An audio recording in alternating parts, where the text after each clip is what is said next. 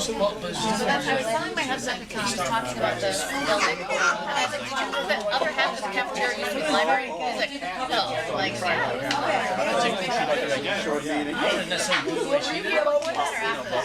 I was here right after. After the renovation. That, the renovation was wild. I had some the kids had to go like this through plastic, and they used to have the dust on their shirts. I'm actually gonna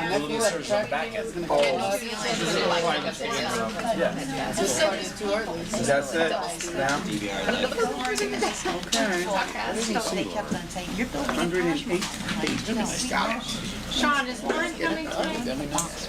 I don't think so. Okay. I forget. There you go. Yeah.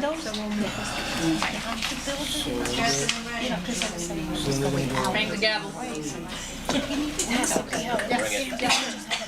She would be here. She's coming. Yeah. So I think she's on the phone. Oh, great.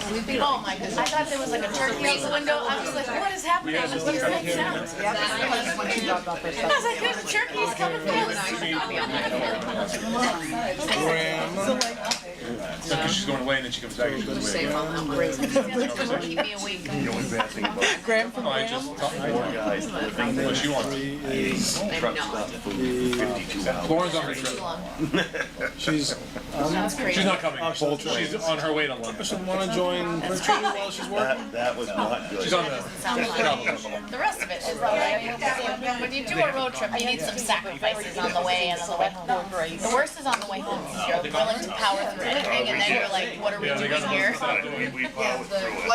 We did 20 hours in the car straight on the way home from Florida. We were like pedal to the metal, gotta get home. That's what I've heard. Oh, somewhere. Not me. Make sure that nails it. Sorry. Call to order the regular school committee meeting for Tuesday, April 14th for Southeastern. And if you can stand, if you can join us in the pledge, it'd be greatly appreciated. Ready? Pledge allegiance to the flag of the United States of America and to the republic for which it stands, one nation, under God, indivisible, with liberty and justice for all. And a minute of silence or meditation.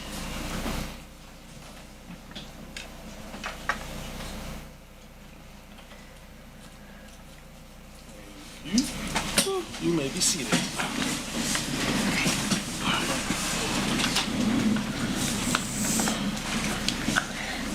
So we're going to go right into the, item number two, which is the public hearing for school choice 2026-2027. And I would like to open the public hearing on school choice, which is being held in accordance with Massachusetts General Laws, Chapter 76, Section 12B. The meeting was properly posted on the school's website. The purpose of the meeting is to consider whether to adopt school choice or adopt a resolution to withdraw from the obligation of school choice. At this time, I open the public hearing on school choice to comments from the audience. I would request that if anyone from the public would like to speak, please state your name, community, and whether you are speaking on your behalf or on the behalf of someone else. And comments must be limited to 3 minutes.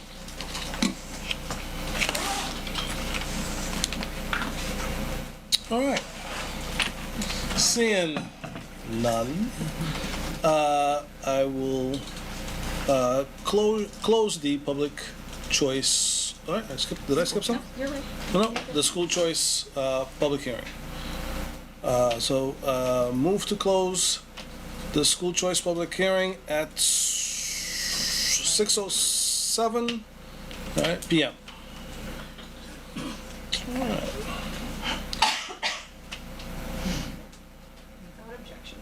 Oh, was that? Oh, yes, without objection. Right? Yeah. So then we don't have to. We still have to do D. Yeah. All right. So let's move on to D, so we can take the vote on the school choice for the 2026-2027 school year.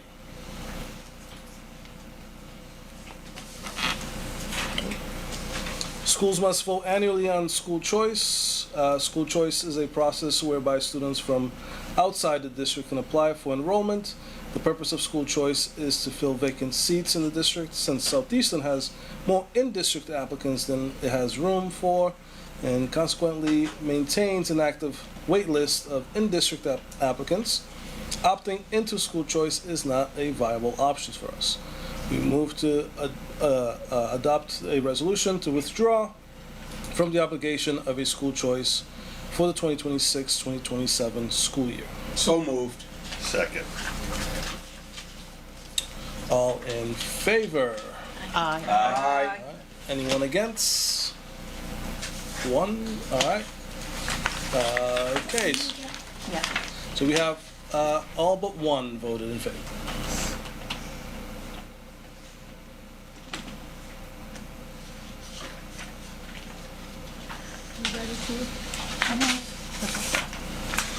We appreciate everybody's patience today. We have a new software system that we're using for our meeting, and so we're all getting used to it, so there may be a little bit of a delay in votes.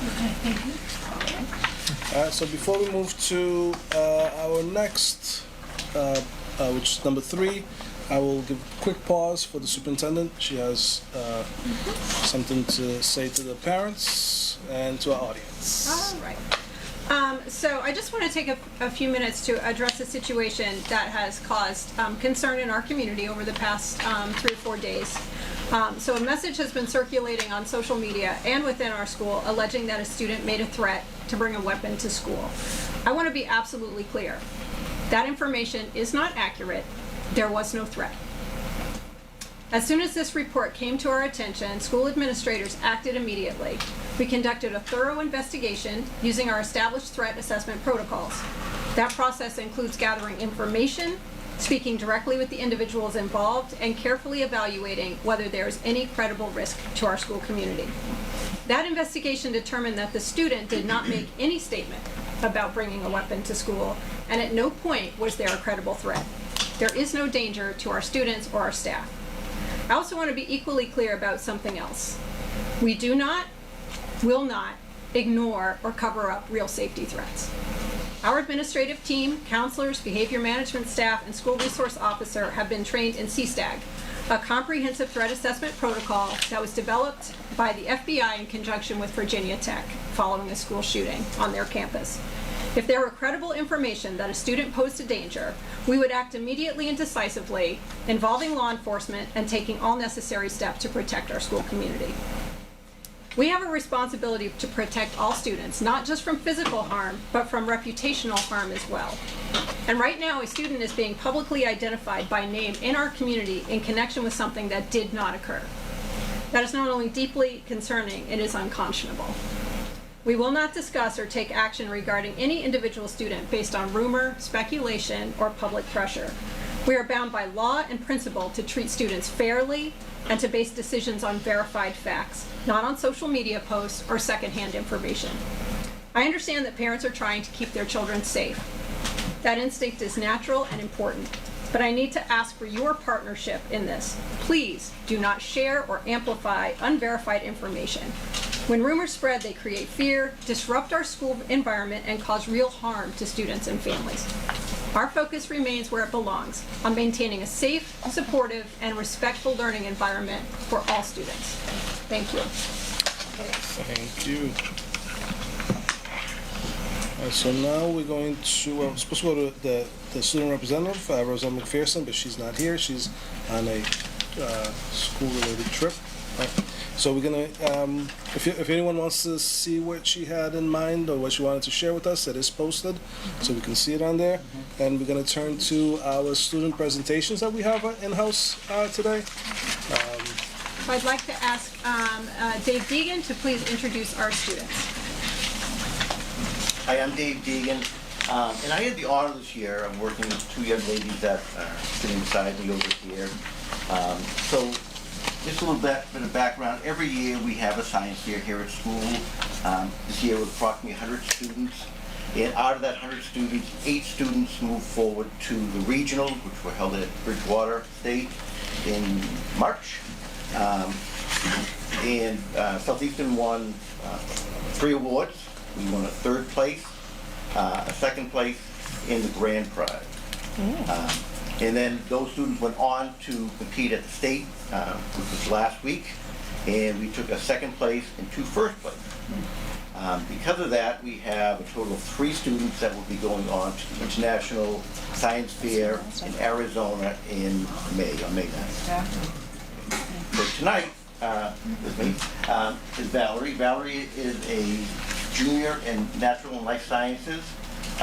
And she competed last year at the regional level and won the 3rd place at the regional level, and won 2nd place at the regional level, won the Trailblazer Award, and and a 2nd at the state fair this past Thursday.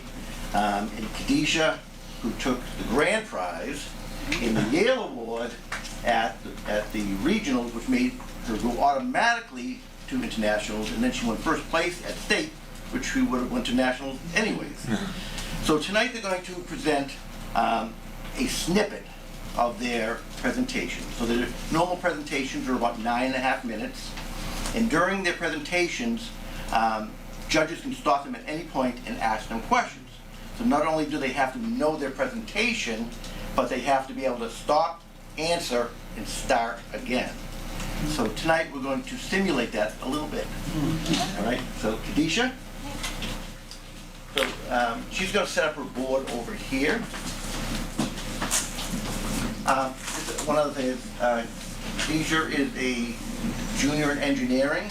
Her brother is here with us tonight, and Valerie's mom and dad are here tonight. Thank you so much for inviting me and having me here. I'm really honored to be presenting in front of my students. So, my name is Khadijah, and I'm an engineering student. My scientific research project is titled Say Goodbye to Pests and Pesticides, Exploring the Effects of Potassium Soil Levels on Druce crystal ideoblasts containing calcium oxalate crystals in Spinacia oleracea. I wanted to solve the 2 global issues of pests, which cause drastic negative impacts on global food production, and pesticides, which cause detrimental impacts on our health, environment, and economy. And I wanted to find my answers by looking in nature. I investigated how manipulating potassium concentrations increases the formation of certain plant defense cells called Druce crystal ideoblasts, which create calcium oxalate crystals and have been shown to deter pests from plants, strengthening plant defense, and ultimately solving the global issues posed by pests and pesticides. The question my study sought to answer is, how do changes in potassium concentration increase the formation of Druce crystal ideoblasts containing calcium oxalate crystals in spinach plants? My hypothesis for this experiment was, if spinach plants are given differentiating potassium concentrations between 0 and 300 milligrams per liter, then the spinach plants will contain the highest density of Druce crystal ideoblasts when potassium is 120 milligrams per liter. Excuse me. How did you come up with the hypothesis of 120 milligrams per liter? Well, a hypothesis is a calculated guess. So my guess on what the optimal potassium level for maximum Druce crystal ideoblast density was calculated based on the inverse relationship between potassium and calcium uptake in plants. My experiment was conducted on spinach plants, which were randomly assigned to 5 potassium treatment groups. All plants were grown in a greenhouse and watered with a modified hydroponic system. Plus, while collecting leaf samples, I ensured I was retrieving the same leaf and the same area of each leaf for all samples. And I took over 100 photos of the leaf cross-sections. All these factors are extremely important for replication and control. I performed a one-way ANOVA test, which gave me convincing evidence that potassium concentration impacted Druce crystal ideoblast density. I performed a 2-PHSD test to determine the optimal potassium level for maximum Druce crystal ideoblast density. And I I created growth charts to analyze plant growth. Excuse me. Why was plant growth analyzed in this study? Plant growth was analyzed in the study because I didn't want the optimal potassium level for maximum juice crystal ideoblast density to negatively impact plant growth, because that would have made it a non-desirable solution for farmers, and that would have defeated the whole purpose of the study.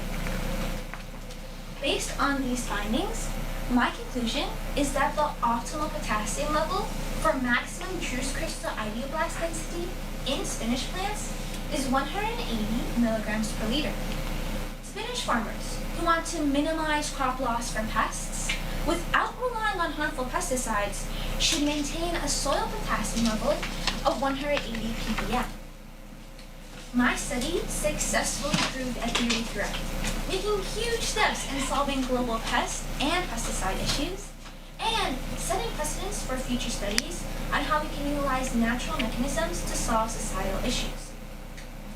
Further research is still needed, exploring the effects potassium concentrations have on juice crystal ideoblast density on different plant species, with an emphasis on high-yielding crops to fully maximize the benefits of the study. What other problems can we solve if we learn to look into nature to find our answers? Thank you.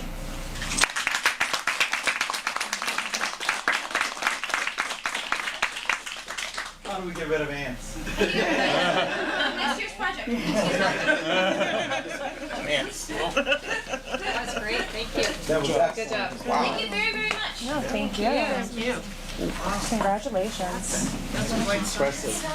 It's like tossing circles at this point, I don't even know. They need to increase our potassium because they're smarter than us. Yeah, this adds potassium to your soil.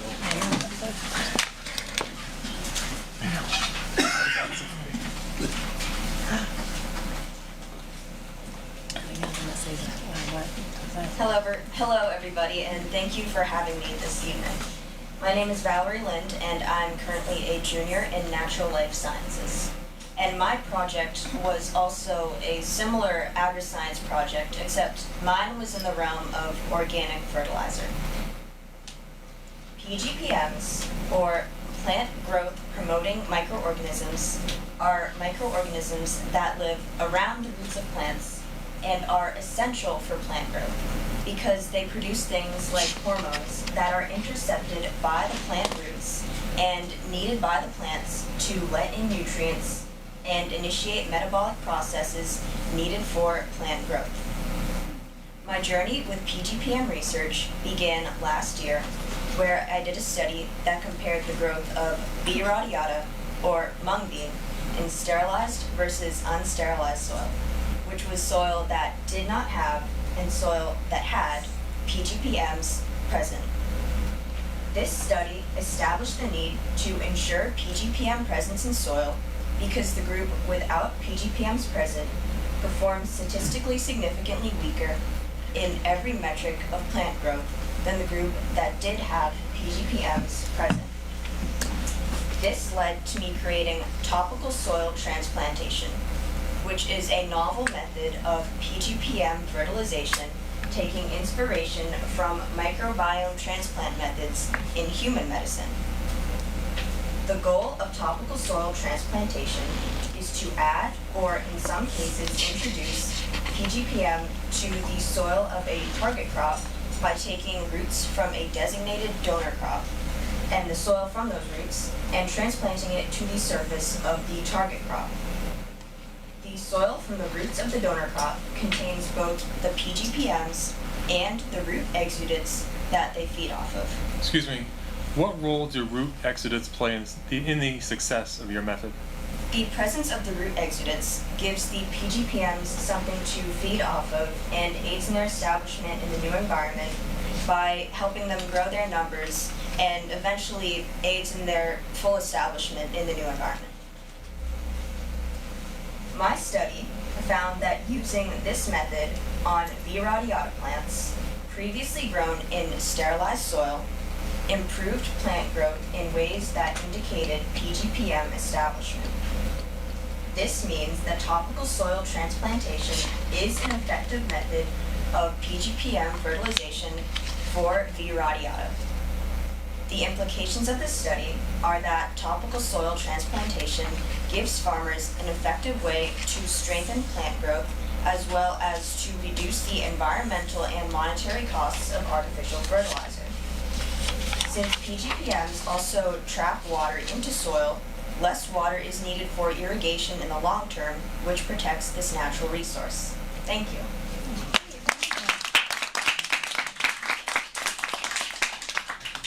Can I ask a question?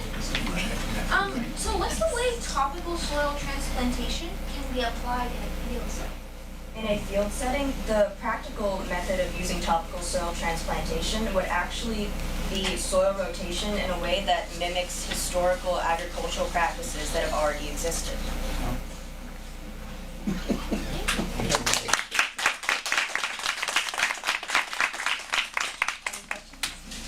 Great projects. Blown away. Beautiful. Thank you so much. Great job. Oh, that's right. You're using my lens this year. What communities are you? Dave, what communities are the students from? I'm from Mansfield. Mansfield? Yay. It's not a competition. Can we get the school committee members from those communities to, for photos with the students?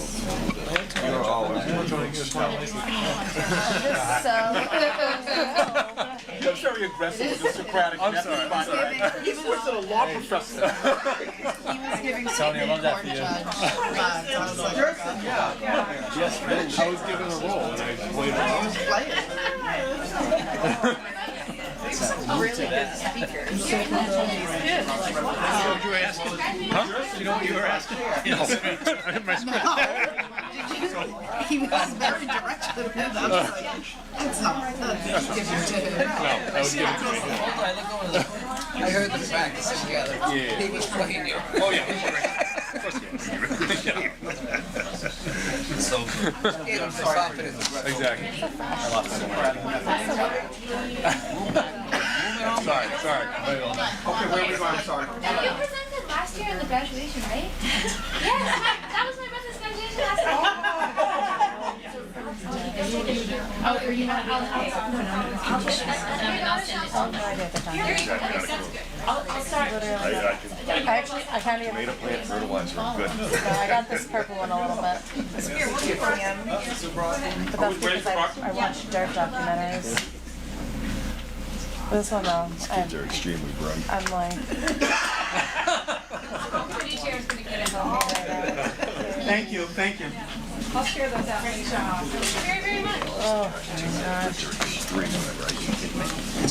How do they pick their topics in these science classes? Some of these topics, there were a lot of dirt projects this year. There were a lot, and you know, From children who are not. Thank you very much. Present to you guys next year. Kids leave and the place empties out, like, no one comes for us. I think they were doing the. Nobody comes to see us. So I guess we keep moving. You know, right? Makes you feel bad. Yeah, I don't know what to say. All right, let's try to focus back again. Let's move on, keep moving to number 4, audiences and information, please. Okay, so we did our audiences and presentations. Oh, yeah. You see that we have our conferences, conventions, and meetings. Most of you experienced all 3 of those today.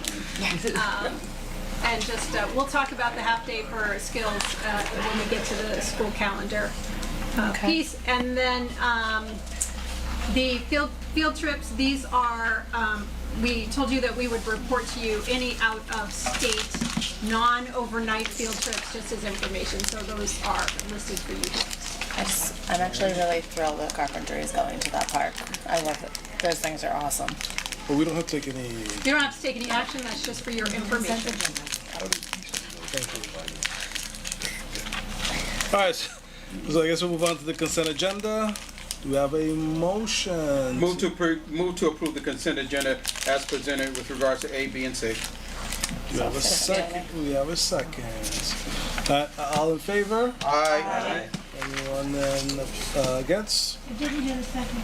Oh, second was Me. Jessica. Jessica. Yeah, so, We good? yep. And now we'll move on to the financial reports. Are there attachments, Deb? Yeah, for the They're locked. Oh, okay, you have to be logged in to look at them? Oh. How am I supposed to I put can't. them up on the screen? I can't look at them either. You can't just click the PDF. I can click right here. You're all You're right. logged in, you should It's a hyperlink. click on the, Doesn't work, does it? It should be a hyperlink out. Do you guys have a hyperlink? I do not on mine. on the side, yes. You logged in, I didn't. I had Phil I scripts. this is financial cash report, and then there's a lock with the, Wait. Do you want me to forward it to you? In an email? I can. If I do split screen, will it or no? Oh, this may do it. Hang on, Mark. No, I just have goals on my I side. just clicked on it and it opened. yeah, see the Because window? you're logged in. Yeah, Am I it's logged in? sideways, but. No, go back up. Yeah, I saw it for some. I don't have anything to click on. Yeah, I don't have anything to click on either. Yeah. All right, we'll Figure it out, I have them. I'll put them in next month. yeah, 'cause Oh, maybe I'm not, see? I am right on the side of the Good agenda. call, all right, maybe I'm not But I logged can in. see them. You can see them? Yeah. And Teresa can see them. No. Hang on, I just, trust Mark. Yeah, you gotta log in. just give me just 1 second, no, okay? you're Because I'd like to be able to bring these up for folks who are. I can't see them out there. I can't see the treasurer. Just a minute. What did I make my pass? Just kidding. So what do you are using? If you put. Come back. Doesn't matter to me, can't whatever view comes, we'll say agenda outline, maybe? That's the title I see here. All right, Mark, why don't you just describe for everyone? Well, this is the treasurer's report first, right? Yeah, the treasurer's report. So it's like an interpretive dance. We will, so we'll have the treasurer report out, and then we will make these documents available to the public. I know it looks like some school committee members can see them, and some can't. I can put them in next month. And, Nope. No problem. yeah, so again, we are getting used to our new technology. Please bear with us. If we figure out a way to post them before the end of this meeting, we will. So, all right, go ahead. Treasurer. Hello. This is the Treasurer's Cash Report as of February 28th. Which is hard to talk about on a nice day like today, but here we are. So the second page is the cash flow. The ending balance is $15,122,580, with the receipts for February being $11,937,000 and the expenditures total $12,252,000. The next page is the gross summary report, gross pay summary report through February, which is more than halfway. You're at $17,480,000 in payroll expenses. Next page is the budget to actual, being February, that a few of the towns had submitted early, and the rest were all submitted in March. And the final page is the cash reconciliation between the general ledger and the bank statements. And there isn't really much to report there. It's in good shape. A couple of variances still being looked at, but it looks good. I think it looks good. You can see the same number there in the financial system, 15,122,580. So if you have any questions on any of this, just let me know. I'd be happy to forward you all a copy of this if you want. Mr. Chair, so I appreciate the report, but I'm going to ask that the report be tabled and rescheduled for our next general meeting. We can't have we can hear a report, but it has to be physically in front of the public body. Yeah, I'm going to see if I can bring that up for you, Member Branch. I apologize. No As worries. I said, we're working. Yeah, no, I get it. So I'm going to Can I take 1 minute to see if I can okay. log in and see if I can find that? Okay. Because it looks like there's a couple other documents that we're gonna need to access. So there's a video option, there's a video option. I Or the did other options we months go ago, video. and then we got a new thing, so I never really haven't logged in. Should we take a break from Yeah, just, why don't we take a 5-minute recess and see if I can find it? All right, we'll take a 5-minute recess. Activate your account, So how did you get to and then it's like, 5-minute recess. somehow, and it just spirals. Yeah, I knew that.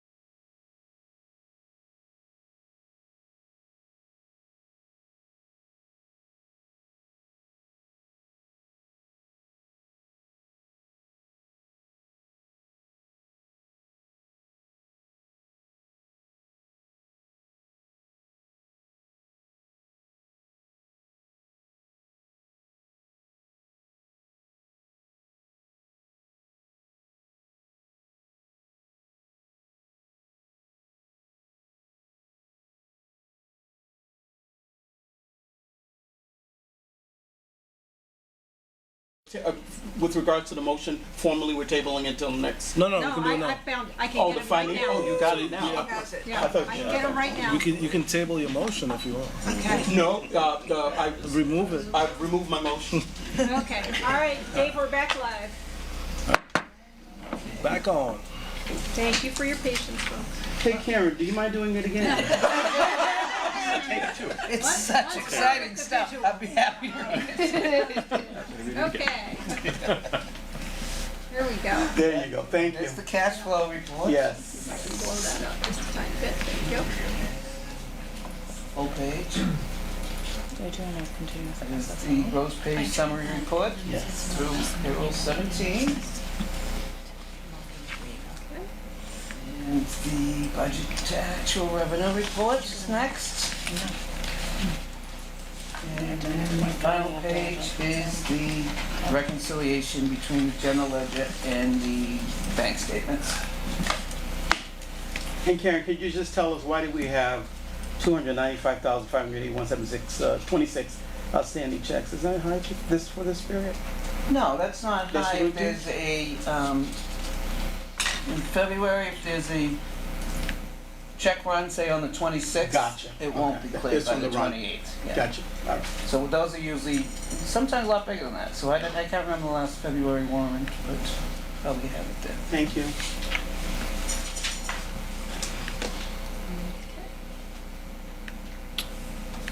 we don't. Whoa. So we need a, can we have a motion, please? Move to approve the financial report as presented. Thank you. We have a second. Second.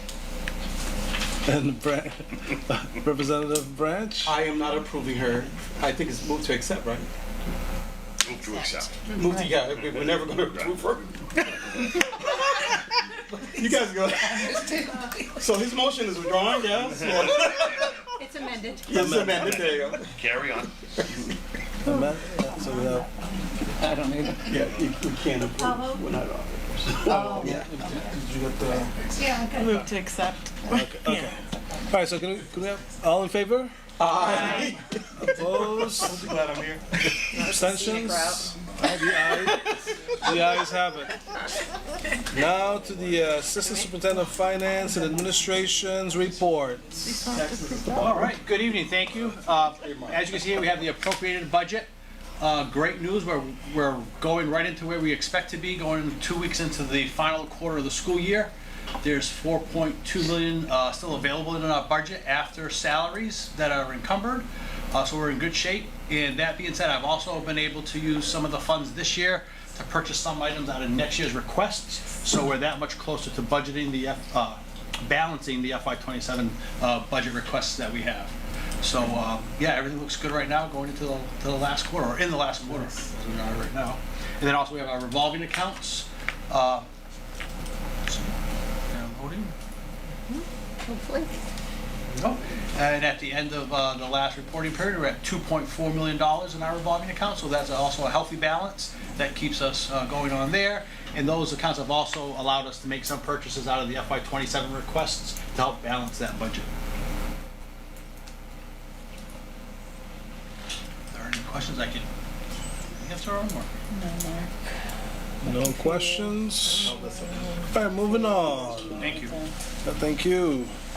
That's, I guess we are at 8. No, 6. No, yeah, definitely through my. 6C, right? I don't know. Mr. Chair, I move to ratify Thank C and you. D. Yes. Second. So we have Branch with the motion and Christine with the second. All in favor? Aye. Opposed? Abstentions? 1. Well, recusal. Recusal, sorry. Recusal. Okay, everybody's off. 1 recusal. Dr. Souza. All right. That was C and D. Old business. It says, FY27 budget. So the only update I have is Mark and I, or maybe we have 2 updates.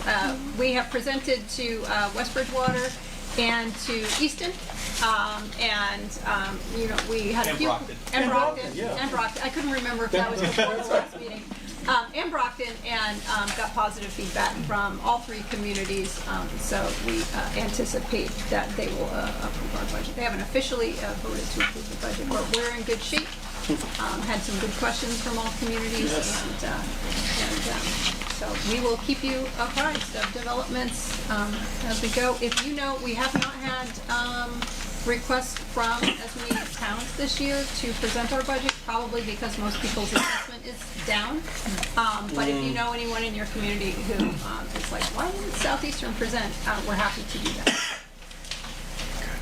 Okay, so now we're moving on to new business. A to A. Ratification of the collective bargaining agreement. So my executive summary did not make it into the package, but I will. It's there. Is it there? Mm-hmm. You have it. Yep, on the 8A summary of contracts Frustrating. changes for school committee. I don't know what is. Can you screencast off of your iPad? So my 8A was becomes 8B. Oh, I have no idea how to do that for you guys. If we wireless lip cast. Yeah, that's what I was wondering. If you do that. So ridiculous. More maybe.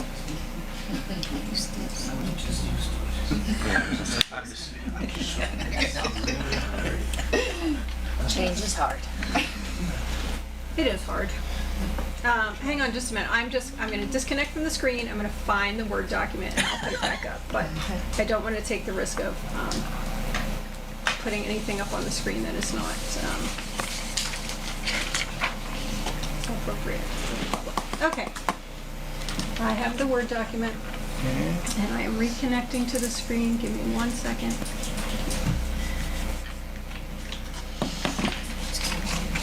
Screen tool. Okay, here we go. All right, so the summary of contract changes, I will go through them quickly. At the end, we do have a memorandum of agreement for the school committee to ratify, recognizing that the memorandum of agreement is exactly that. It's an agreement about the changes that we have, that you've reached, the changes you've negotiated with the Federation. The next step will be that the Federation and myself will review the whole contract, go through, we'll do any housekeeping items, things like that, and we'll present the final contract to you later. Sometime, I mean, it's been as late as like September or August before we've actually had the full contract done.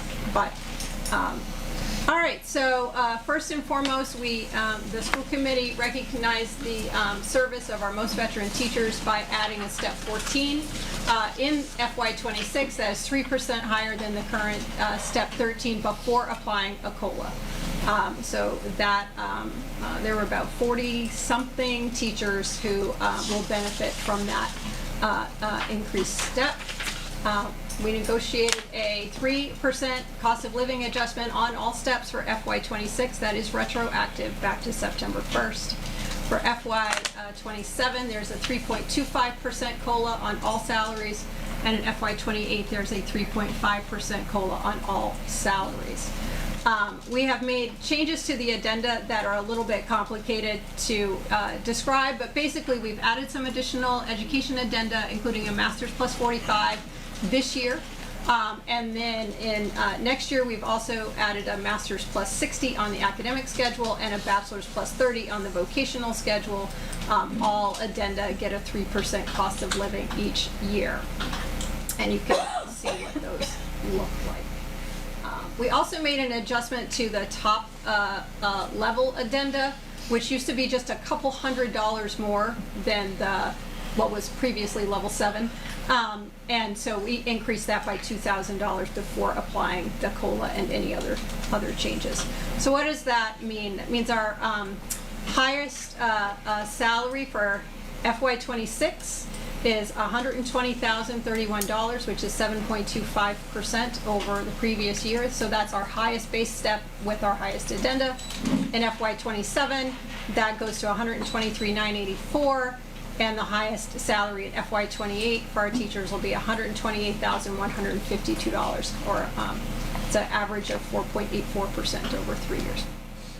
We increased the hourly rate by 3% each year.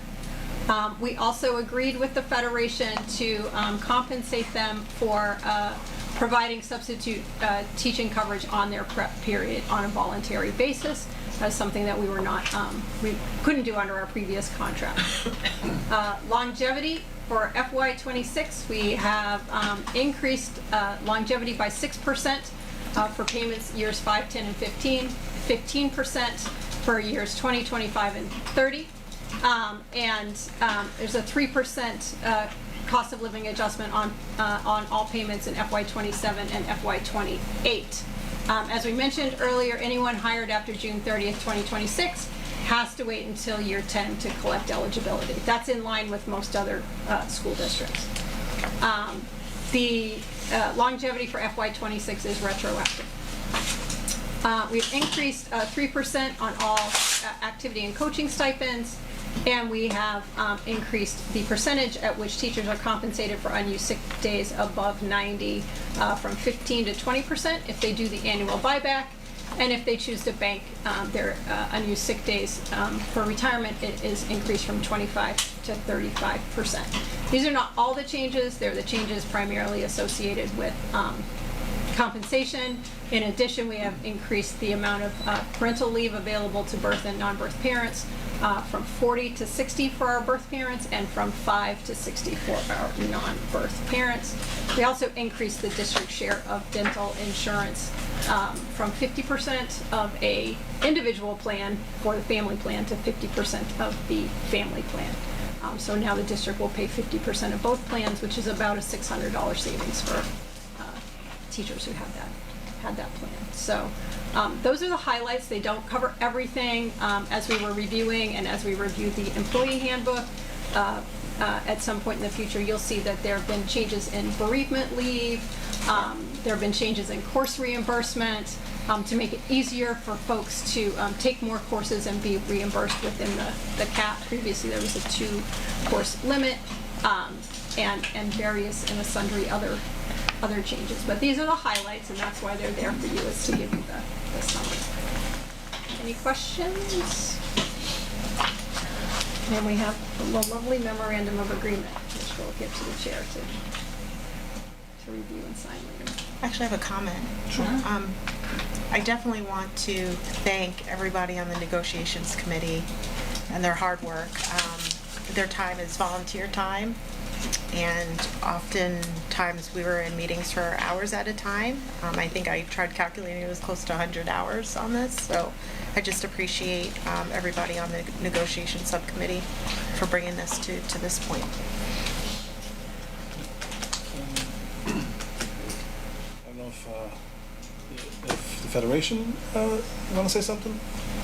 Well, I think the Federation would echo all of the time that was spent working collaboratively with the negotiating team, and thanks everyone for their time, and for we're looking forward to having this behind us and just getting started with the new leadership that's come together here. So thank you very much, Chair. You're welcome. Any other questions from the body? No? Can we have a motion, please? Move to ratify. Oh, Am I reading this one?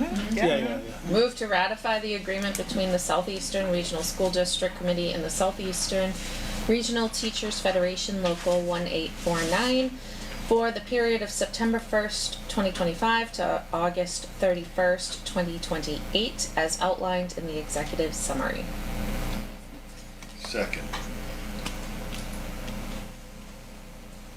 Representative Branch, you seem puzzled.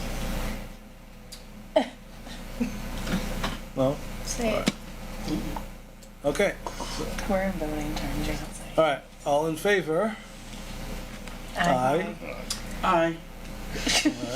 You can. Yeah. Oppose? Recusals? Oh, yes, that's me. Sorry, you skipped abstention this time. Oh, well, yes. Sorry. I kind of switched on it. Excuse myself, please. Kicking your toes. So we have all in favor but one and one recusal. Is the motion carried?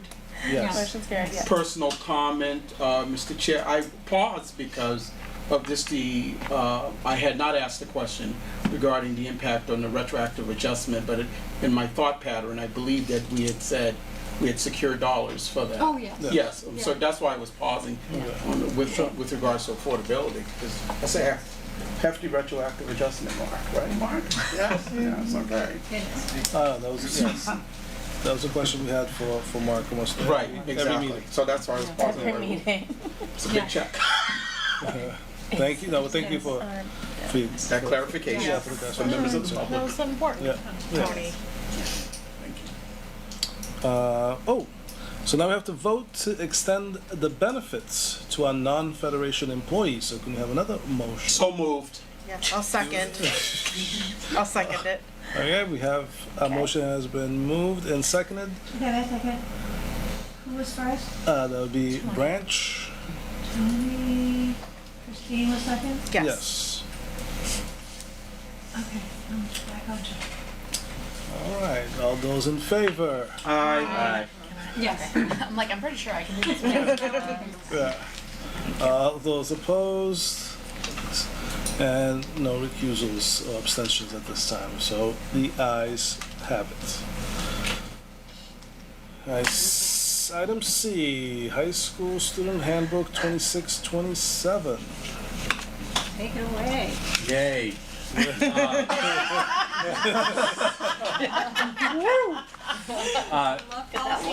I know. Do we want to go through this document or the? Do you have a summary? There's a summary on. It's also links. That might be easier just to kind of go through. Oh, okay. Yeah. All right. Unless you want to No. scroll through all. Okay. No. Thank you. So this has already gone through the administrative team a couple times. It's also gone to the school council a couple times. So we've talked about all of these edits, and that's kind of what is being presented here. So some of it is kind of clerical things and taking things out. So cell phones, we don't use cell phones. Student IDs, moving down to the next set right there. This just kind of gives an option where every student's given a lanyard, but some students wear armbands, and then some students we're going to offer like the clips where they kind of clip on and with the thingamajig. What do you call it? Retractable. Thank you. Fancy word. Retractable. But give that the option because we want IDs to be visible because that will be a big focus for next year with IDs. So that's what that is saying. The next section, we just updated the Department of Student Support Services, really just to reflect what, and that's really our guidance department, reflecting what the work that they do with our students every day. So that's the old language, and then the blue is the proposed new language that our guidance department worked on. Attendance policy, I think this is just kind of cleaning up language to align what had been in there. Where the county having documentation for excused absences. Here, vacations are not excused absences.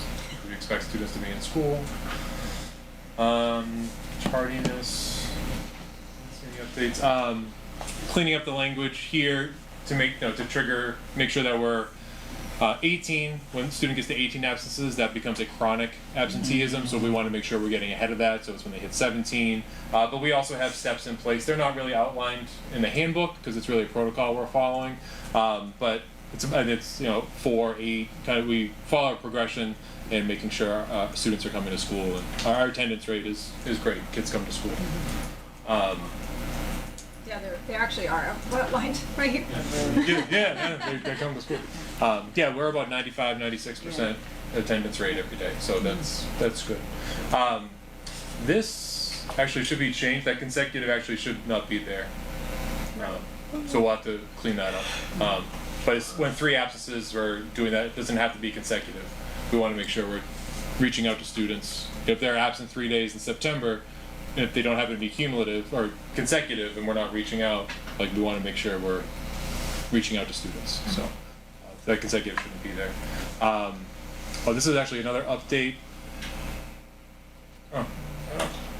Is this the right document? It's not the same one I'm looking at. No, the one there's a different one that's in that I could see at Diligent. I put one in and then I took it out. Okay, this was With the a one document. that you changed, the one that Terry sent me on Friday. Yeah. So this is the old one. Okay. But most of it's the same. You can ignore that phase 1, phase 2, phase 3 thing. That is not going in. We're going to stick with the recovery program we already have. Okay. We took out early college high school because it won't be operating next year. Deeper learning, again, that was replaced with Elevate, a grade 9 pathway to honors. Again, just reflecting what's been going on. Physical education is really just a cleanup of the language. Again, to be just reflective of what we've been doing. Down to co-op, just adding in the prerequisites to make sure that people are referring to the website because that would be updated with. We did get some questions from the school council of what are the prerequisites? How are they eligible for co-op? And it would be more updated there than in the handbook. But we did want to add the line that students are the ones that are responsible for obtaining their co-op experiences. We obviously help students and we work with them to make sure they're finding placements, but we put some onus on the students to make sure they're going out and finding their jobs. So, This added line was just to have it aligned with documentation we send out for the Elevate pathway. It wasn't in a handbook, but it's in a letter that we give to students and parents when they sign up for that pathway. So we were just adding that language into the handbook. That's what the blue is there. For graduation requirements, we wanted to add in that we've already talked about the competency determination. You've already approved that. But for a graduation requirement, and where MCAS is still a test that we give, we feel it's important. It gives us a good measure of student student achievement and where they are. That as a requirement, we want students to take the test. They don't have to pass the test, but it is being offered every year, math, English, and science. And we want to make sure that they sit at least one time for that test so that we can use that data to kind of inform our instruction. Again, they don't have to pass it, but they do need to sit and take it. And our ELA MCAS went extremely well. All of our students sat and took the test, and it ran very well. So good. Can I ask one question about that? So I know that it's not required in, by the state right now. Is there any risk of them like changing that after, say, say they take it in 9th grade, 10th, I can't even remember when they take what now, but they take it in 10th grade, they don't pass, and then all of a sudden come like 11th grade, 12th grade, oh, you gotta pass MCAS again. But they already took it and sufficed this. Yeah, I think. Are they going to be okay? I guess is my question. Well, I think it would come back to the state would be putting out requirements, and we would have to determine how we're meeting those I want to shoot new anybody in the foot with the changing of. Oh yeah, and I can't speak for what DESE will do. They want to move to end of course assessments for all these courses, but that still hasn't been defined yet about what that means. And even if you look at language they've sent out, it's an if or when. So right now that's very nebulous, and we don't know where it is. We know right now students are taking MCAS. It's our measure, and we would like students to sit and take the exam again. It's data for us to use for it. Also allows students to go for various scholarships, so they can still get the John and Abigail Adams scholarship, the Seal of Biliteracy, which a lot of our students get, and that increases every single year. They have to take the MCAS. That's part of the requirement. So it also opens opportunities for students that they sit and take it, and if they get a high enough score, it opens doors, as opposed to if they don't reach it, that's okay, and it's not penalizing them anymore. But it's a good idea to have them, very good idea. Right, to have them take it. And to your point, that's an open question about what the new regulations are going to be. No one knows right now. Right. So can I just ask the question? The MCAS is written as a graduation requirement. That's what that language says. So that's inconsistent with the statute, right? No. So I'm up. I'll be quiet now. Usually turn it off, So it used to be that you had to pass the MCAS, and that was the competency determination. Right. We've determined that they don't have to pass it. This is saying we want them to take it. So we want them to sit and take the exam one time. Got it.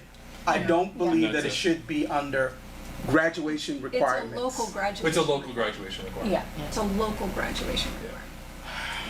That is being proposed, right? This is a proposal, so you as a school committee. Just that they sit and take the test. No, I got it. They sit, take, and pass the exam. No, they don't have to. They just need to take it. But you see, that's somebody's going to say that, and that's my point. That's confusing. As a point of information, as someone who works in a different school district, I can tell you that the state will come after your school if your numbers of participants drop below a certain level. Yes. And they will put you into I won't get into all the details, but my point is that if your participation rates drop below a certain level, then the state will in fact, make a point of coming after you. And that means various and sundry things. And so my point is that having students take it is always a wise idea. Whether or not they pass it, it's another story. And so the idea of making it a requirement is probably prudent at this point still, because even though the Commonwealth and the citizens of the Commonwealth spoke differently, DESE is telling and sending a much different message to all schools across the Commonwealth. So this is very much a things are at loggerheads as it relates to this things, and so until this is resolved. Kind of like auditing the state legislature. Correct, well, that's a whole other matter. Yeah. Okay. No, but it's pressure. You're Got correct, it. yeah, true. so, And, and that's and real. the data from the test Right. are still used Yeah. to evaluate our account. Yeah, the data is very valuable. I just, Right. I understand. folks are going to be confused. So they do not Okay. have to pass, they do not have to achieve any given score on the exam. They just have to be, to sit Can we for. call it competence? Can we call it something else? I don't know. Can we just wordsmith it just a little bit? So folks will understand that they are going to be able to get their high school diploma. I mean, it just says students must take MCAS. if they must take Like as plain as at least day, it once. you must take it. Not, you must pass it, you must At take it. least but- once, it doesn't say anything about passing. Just says you must take it. And we're still going to offer makeups and things. We're not writing that in here, but we're still giving students opportunities to get other scores. They still offer the retests. So if students want to, they're able to do that. Okay. We're not forcing anyone to do that. We are having them sit. And like I said, we ran the ELA MCAS in March, and it ran extremely well. Good. And one other question, going back to emailing the parents, is it being emailed in their particular language, the parents' language? How are we doing that? Which email? We were for talking about The absences? the absenteeism, Oh. It's for them to send in? the email that The you're notice sending that them. the Oh, student is absent, is that what you're asking? correct, yes. That goes through Dean's List, correct? Is there a? Oh, when we're reaching out to Yeah. them? Yes, sorry. No worries. Yes, it does get translated. And the other, there was a third question because I don't remember what page it was on. With regards to those absenteeism, one of the things that came up was requirement of a doctor's letter, court documents. Are we segregating court documents, or do they remain in the file of the student? They stay with the student. They stay with the Yeah, student? well, if it's a court appointment saying they were there, they would go into their attendance file. Okay. Thank you. So page 20, devices, just calling out video recordings not allowed with any school issued device as well. That's already something we follow. What's the consequence for that? Recording? Recording a student, yeah. So it ranges. So because we can't say it's X, like we can't say it's one specific thing. So it depends on the situation and what happens, and we have to follow progressive discipline. So it can start with, depending on what it is, from a warning through a suspension to expulsion. Follow that privately. Okay, thank you. Yeah. And then for cell phones, we just wanted to add that teachers have the ability to, so some teachers already do this, primarily our shop teachers, but have the ability to use phone holders, lockers, things like that. It's kind of just a practice in the shop. They stay there, they don't come out. So if the teacher is using that to help enforce the cell phone policy, they're allowed to do that. The consequences for the violations, this is just updating language to align with what we're doing. I think originally it was that some behavior management was going to go to classrooms and pick up phones and take them. We have students bring them to the office themselves. So we're not taking ownership there until it comes to the office, and then we hold it there. And then we follow the progression. Students can pick it up, and then it becomes the parents come in to pick them up as well, and we add consequences. Let's see, eligibility for extracurriculars. The language was a little odd, so we just wanted to make it more streamlined, that student athletes are supervised at all times when practicing or preparing for athletic events. What does that mean? What does that really mean, though? Students, athletes. It's in that section. Okay. So that is like taken out. That one line is taken out of context. It's the last line of multiple paragraphs. Okay, gotcha. Sorry. The multiple paragraphs above it, Oh, we did yeah. not change. Yes, All right. agreed. We said the same thing. We started looking at it. It looks weird. It's the last paragraph of the section. Sorry. Thank you. You're right. What does it have to do? We took out the Student Athletic Advisory Board because that hasn't been running. Not all class officers are on the student council, so we took that language out. Again, cleaning up language. Again, this is another one that's taken out of context, but it's in a bigger section, but just calling out specifically appropriate use in the bathroom and not going into stalls, one student at a time, food is not in the bathroom, we're not hanging out in the bathroom. This is called out because it has been an issue that we've had to address. So we can say, here it is in the handbook as well. You can't be doing these things. One would think that a lot of this is common sense, that you wouldn't do those things, but however, we want to call it out so that it is what it is. In the handbook, it said bathroom regulations, which we didn't understand. I think we thought that was a typo.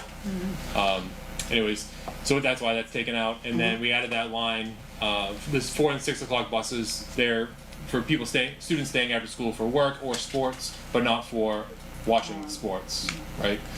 So they would need to find their own rides home if they're staying for those events. Parking, student parking, if they're abusing their parking privileges, they can receive a consequence for not doing what they're supposed to do. Share rides, things like Uber and Lyft, we just wanted to make it clear. We've had some students that are ill, and then parents wanting to send students in Uber or Lyft home when they're sick, and we don't agree with that. So students can use those things if they're being dismissed, and the parent sets that up and communicates that with us through the email. But if a child is sick or ill, we need someone to come pick up the child. We don't want to put them in an Uber or Lyft with a stranger to go wherever they need to go. We just feel a parent or guardian, or if they want to send somebody different with approval, we can do that as well. We've had that with emergency contacts, or again, we verify all of that to make sure they're going with. I would add people. An authorized adult member or something like that. We can do that. Yeah, because that is just. We took out, it said pajama pants we just took that out because we don't want students wearing pajama pants. There we go. So that's it. And then I don't have to fight when I approve Spirit Weeks. It's in the handbook. Students are not allowed. So this is all about food and ordering food and DoorDash and Uber Eats and those things, and trying to limit that as much as possible. So initially, it was nobody can bring food ever in the school, which was going to be tough. So the kind of compromise was, students can bring, because we have students that come here at 7 o'clock in the morning. They get dropped off, all from the bus, right? Or they get dropped off from their parent or guardian, and class doesn't start until 7:45. A lot of students will get food here, but some students will stop. They will get something and they will bring food in. So there's not really an issue of them bringing food in if they're going to consume it in the cafeteria where they would eat food. But the expectation would be that they're not bringing that food to class. So when they get to class, all of those things need to be consumed or thrown away, right? So we're not bringing the trays of drinks to our first period math class to sit and share with our friends. So that's really where this is coming from. We also have a lot of spills and things in the morning. That's more a facility custodial cleanup thing. I think there's calls every morning on the radio. There's a spill here. There's a spill here. And not that anyone is doing anything intentionally, but if they're carrying a tray of drinks and one falls or things like that, it becomes kind of a mess. So we wanted to do what we could to limit that as much as possible. They already can't order like DoorDash in the middle of the day, anything like that. They can't sell food or candy. And then bringing it in the morning, again, consuming it before they go to class. Can I ask, I'm so sorry, y'all, but can I ask what the rationale was on the dress code? I get how we feel about pajamas, but what is so we're not allowing them, or we are allowing them? No. All right, so can I understand why, just the rationale? This is my first time seeing this, so. Okay. The rationale for not wearing pajamas? For dictating the wardrobe. attire. No, the question is. Yeah. A lot of it, at least on the shop side, is a lot of shop safety. I get the shop side, but on on an academic week, I totally get the safetyness of it. That makes job readiness sense. thing, no? Yeah. We would consider it a job readiness thing. that you're coming to. But that school. was the trigger for doing that, Because I asked right? what the rationale. You know I understand what she's asking. I'm on, Yeah. I'm Yeah, oh, yeah, trying yeah. to Yeah. discuss an equity conversation Correct, here right. and what our families can or cannot afford, or what we are choosing is appropriate and not appropriate. I know that, yes, I think I will leave it there. I don't even know if I was allowed to speak, but I couldn't let that go. And I'll stop, but. So it's better to explain that. You know, it's really better to explain that with regards to equity. Clearly, folks should not be wearing pajamas, but there has to be, when we begin these conversations, there has to be a rationale behind that. And you begin the conversation by explaining the rationale. Yeah, well, I'll say And that line. That line was not changed. We crossed out the red. Okay. Yeah, so we used to So, but have, like, that other spirit part days and has things. been there. That's not a new. Yeah, where we would, like, we used to have spirit days and things would be like, oh, today's flannel day, or today's whatever. Gotcha. And we put a stop to it because we felt like we were being inconsistent with our messaging to students. Like, you can't wear pajamas, except on these 7 days of the year. When No, you can wear yeah, pajamas. okay. And that's, Yeah. you know, Because we, in the line before, said they couldn't wear them, but then we're saying that they can. So that was taking that line out. And plus, if you go up one more, this say considered disruptive to the educational process. To who? To Yeah, so the you gotta clothing and so you could use that as a let's say the This is clothing what- and accessories, I know. which I consider well, disruptive. I can to give the an educational example. What, I can't remember if it was before or after the blizzard. You know, we had a student who wore frayed jeans who set themselves on fire in the shop. Like, that is disruptive to the educational process, is unsafe. So it's not arbitrary, but that's a problem, right? Well, and if you're wearing it in shop, if you're wearing it in class, you could wear it in shop, I guess. We also have a closet, don't we? If children come to school with pants, like we have a professional closet. If they came with PJs and they needed a change of clothes to keep.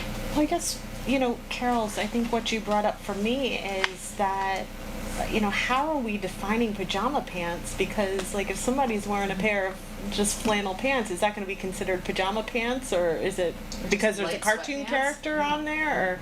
Or, so I guess that's maybe something that we might want to consider, because I think everybody's definition of that can differ. I think I can agree that a blanket is not an attire, right? Right. I think we can all agree on that. Correct. But I think when you ask what is this, I don't even think I'm speaking in turn right now. Can we No, I agree understand. that like the blanket sweatshirt isn't appropriate? So like if you can't bring a blanket, then those like blanket sweatshirts that go down to your knees, you shouldn't be wearing to school. Well, I also see pajamas as like slippers. Lots of kids coming in the big fluffy slippers, so those would be considered pajamas. I mean, I would like to think if you're saying there's no pajamas, children can identify between pajamas and sweatpants. Like, I know you can sleep in your sweatpants and vice versa, but like, you know what's pajamas and what's not. But the doctor just said slippers. Well, I'm saying like that to me, like that's like the pajamas encompasses. To you, right? But when we're talking about equity, I get what you're saying. Yeah. But right. I think from an equity perspective, and I think from a perspective of wanting to be on the right side of this. I think that this school is unique. Or I should say, vocational schools are unique because there are so many safety issues. Yeah. I work in a regular public school. Yeah. In a regular public school, we would not touch some of these things. However, I also strongly feel that given what happens in this building on a day-to-day basis, where kids are using tools and they're using equipment, and there are things that are dangerous in this building by their nature, I think we are perfectly within our rights as a body to say, no, you cannot wear these things because we are concerned for your safety and you should not be wearing them. Right, so you open the conversation, you're absolutely correct. Yeah. And that's why the conversation is open the way you just said it. Yeah. So we don't... So however that needs to be phrased.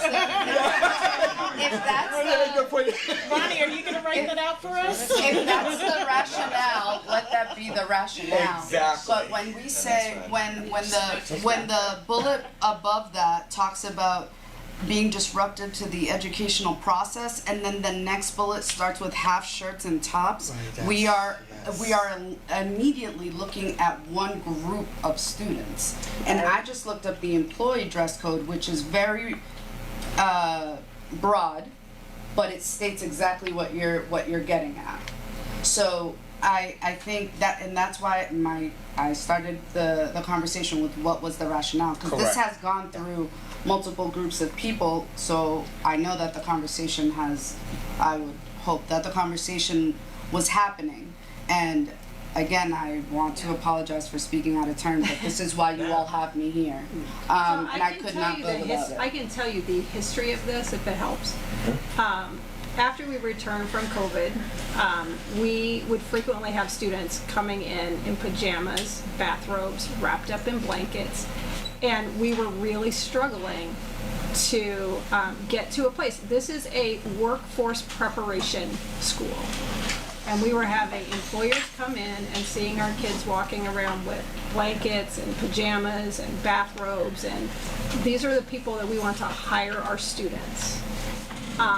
And it is not that way now. We don't have those same kind of issues now. It was really, really, really pervasive immediately after COVID. And so sort of trying to get folks back into the normalcy of school and transitioning from home to school, right, was challenging. And this is one of the places where we found that, like, if we could make a move in that way, that it helps students sort of reacclimate back into the school environment.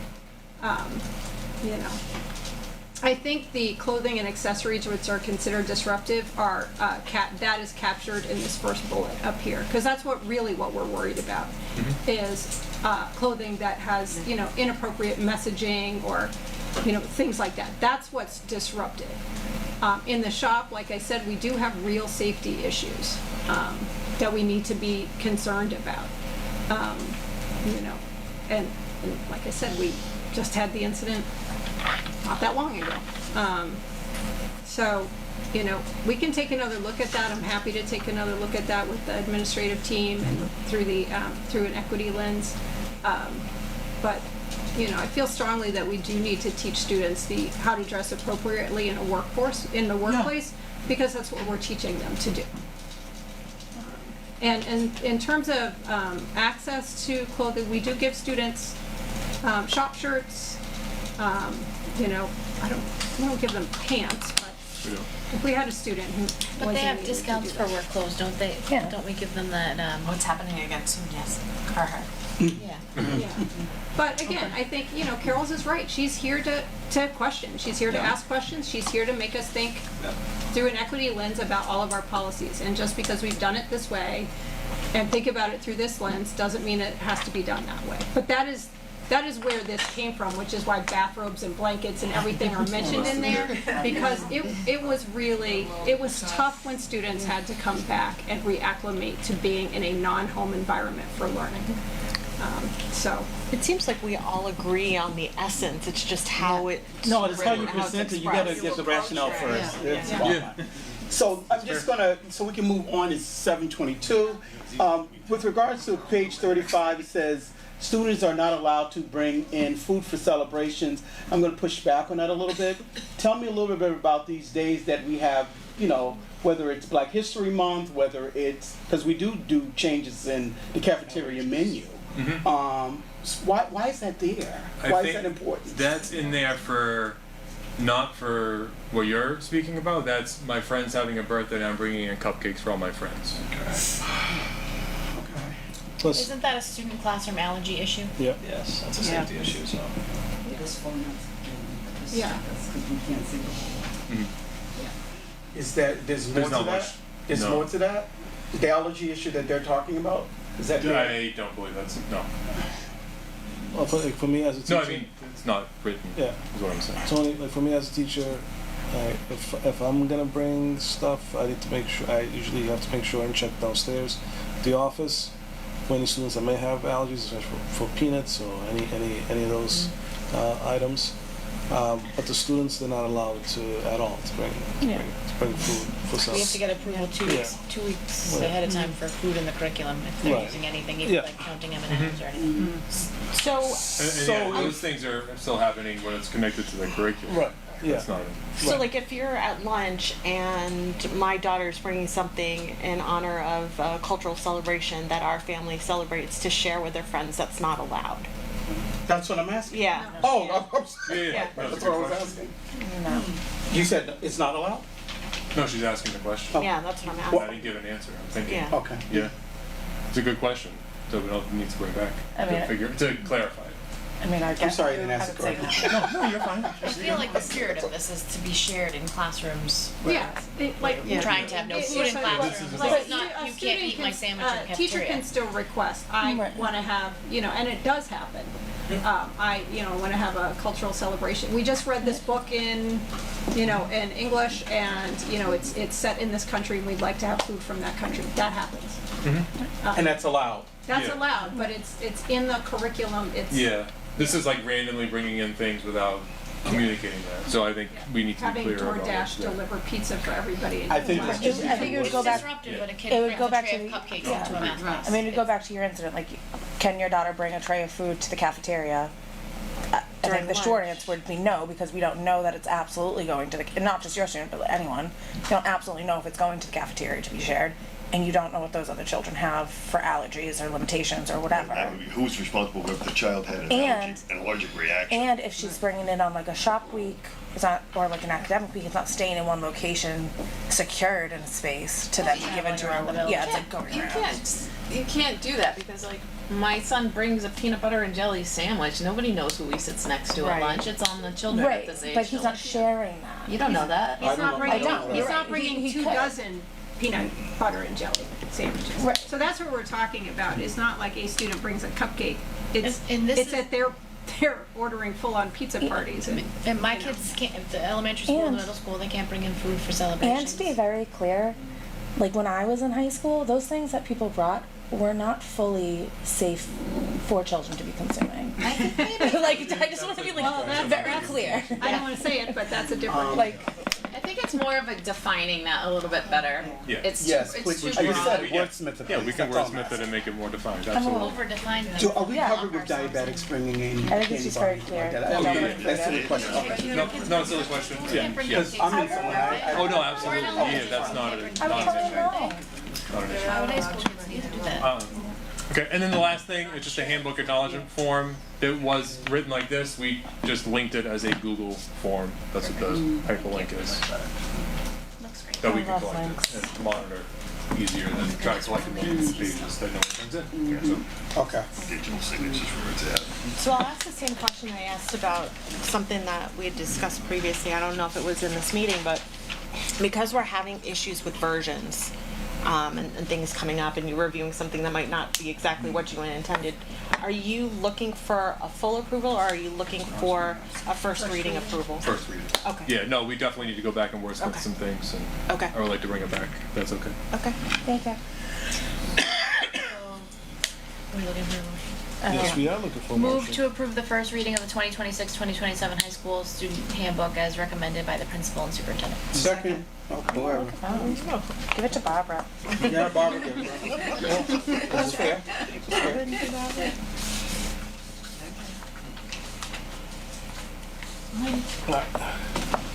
Okay, so, Where are we? oh no, we didn't vote. Oh, we gotta vote. Yeah. So, motion has been made and seconded. All in favor? Aye. Opposed? Motion passes. And now we're at item D. As we're gonna look at the revised May-June school calendar.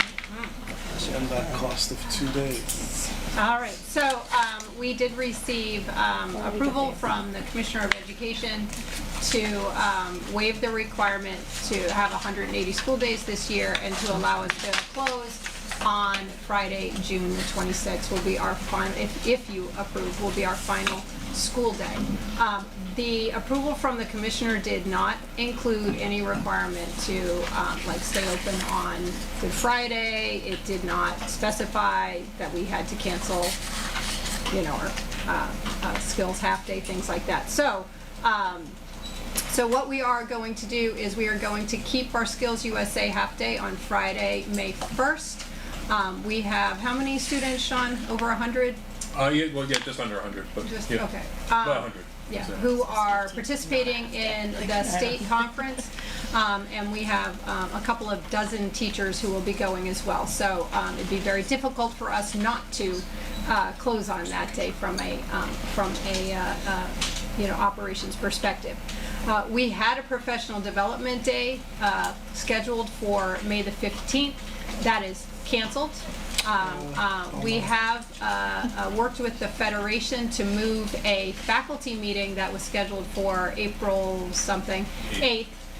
We canceled that and we are going to move it to Tuesday, May the 26th. That is an after-school meeting, and the faculty has agreed to extend that meeting from, it's normally a 45-minute meeting, to 1 hour. We're going to use that to wrap up our literacy initiative that teachers have been working on all year. And we will still close on Friday. We're still going to dismiss on Wednesday the 10th at 1 o'clock for graduation. And we will close a half day on Friday, June 12th, for the Southeastern Foundation Golf Tournament, which raises about $20,000 a year for scholarships. And then the 26th will be the last day. And that is an 11 o'clock dismissal. So I am asking the school committee for a motion and a approval of two things. One, I want to move to approve the revised May-June school calendar and to waive the requirement for our teachers and school year staff to fulfill 180 school days and to allow me to pay them for those days. Can I ask It's one about quick question? It's a 1.1% bonus, basically. I'm sure those are good reasons. Why do we do 2 of the same week, like in the middle of May? Where are we? It's for MCAS. Okay. So that the students will have a week of class and then they test and then. Gotcha. And then, yeah. So it's during their academics. And then we do the same thing for the last week of May and the first week of June, because our freshmen taking science. And the juniors and seniors just communicate with their co-op people. Yep. Accordingly. Correct. Yep. And then we're splitting the last weeks for finals. We worked with the Federation on that to even it out.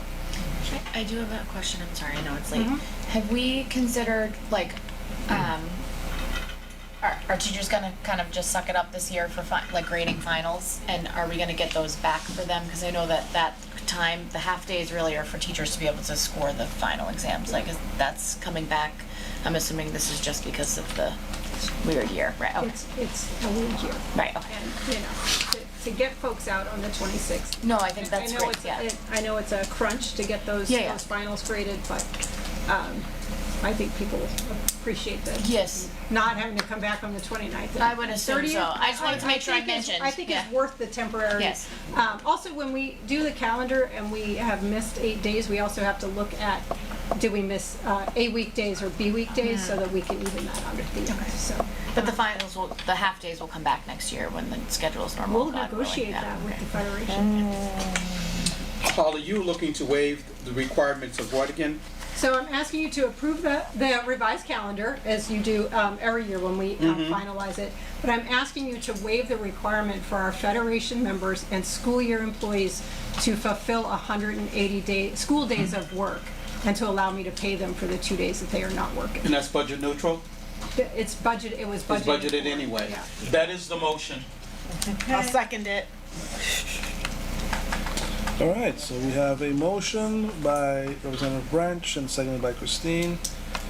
Let's take a vote. All in favor? Aye. Opposed?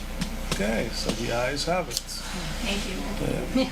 Thank you. Donations? All right, now we'll move on. Item E, which is donations of surplus musical instruments to Brockton High School.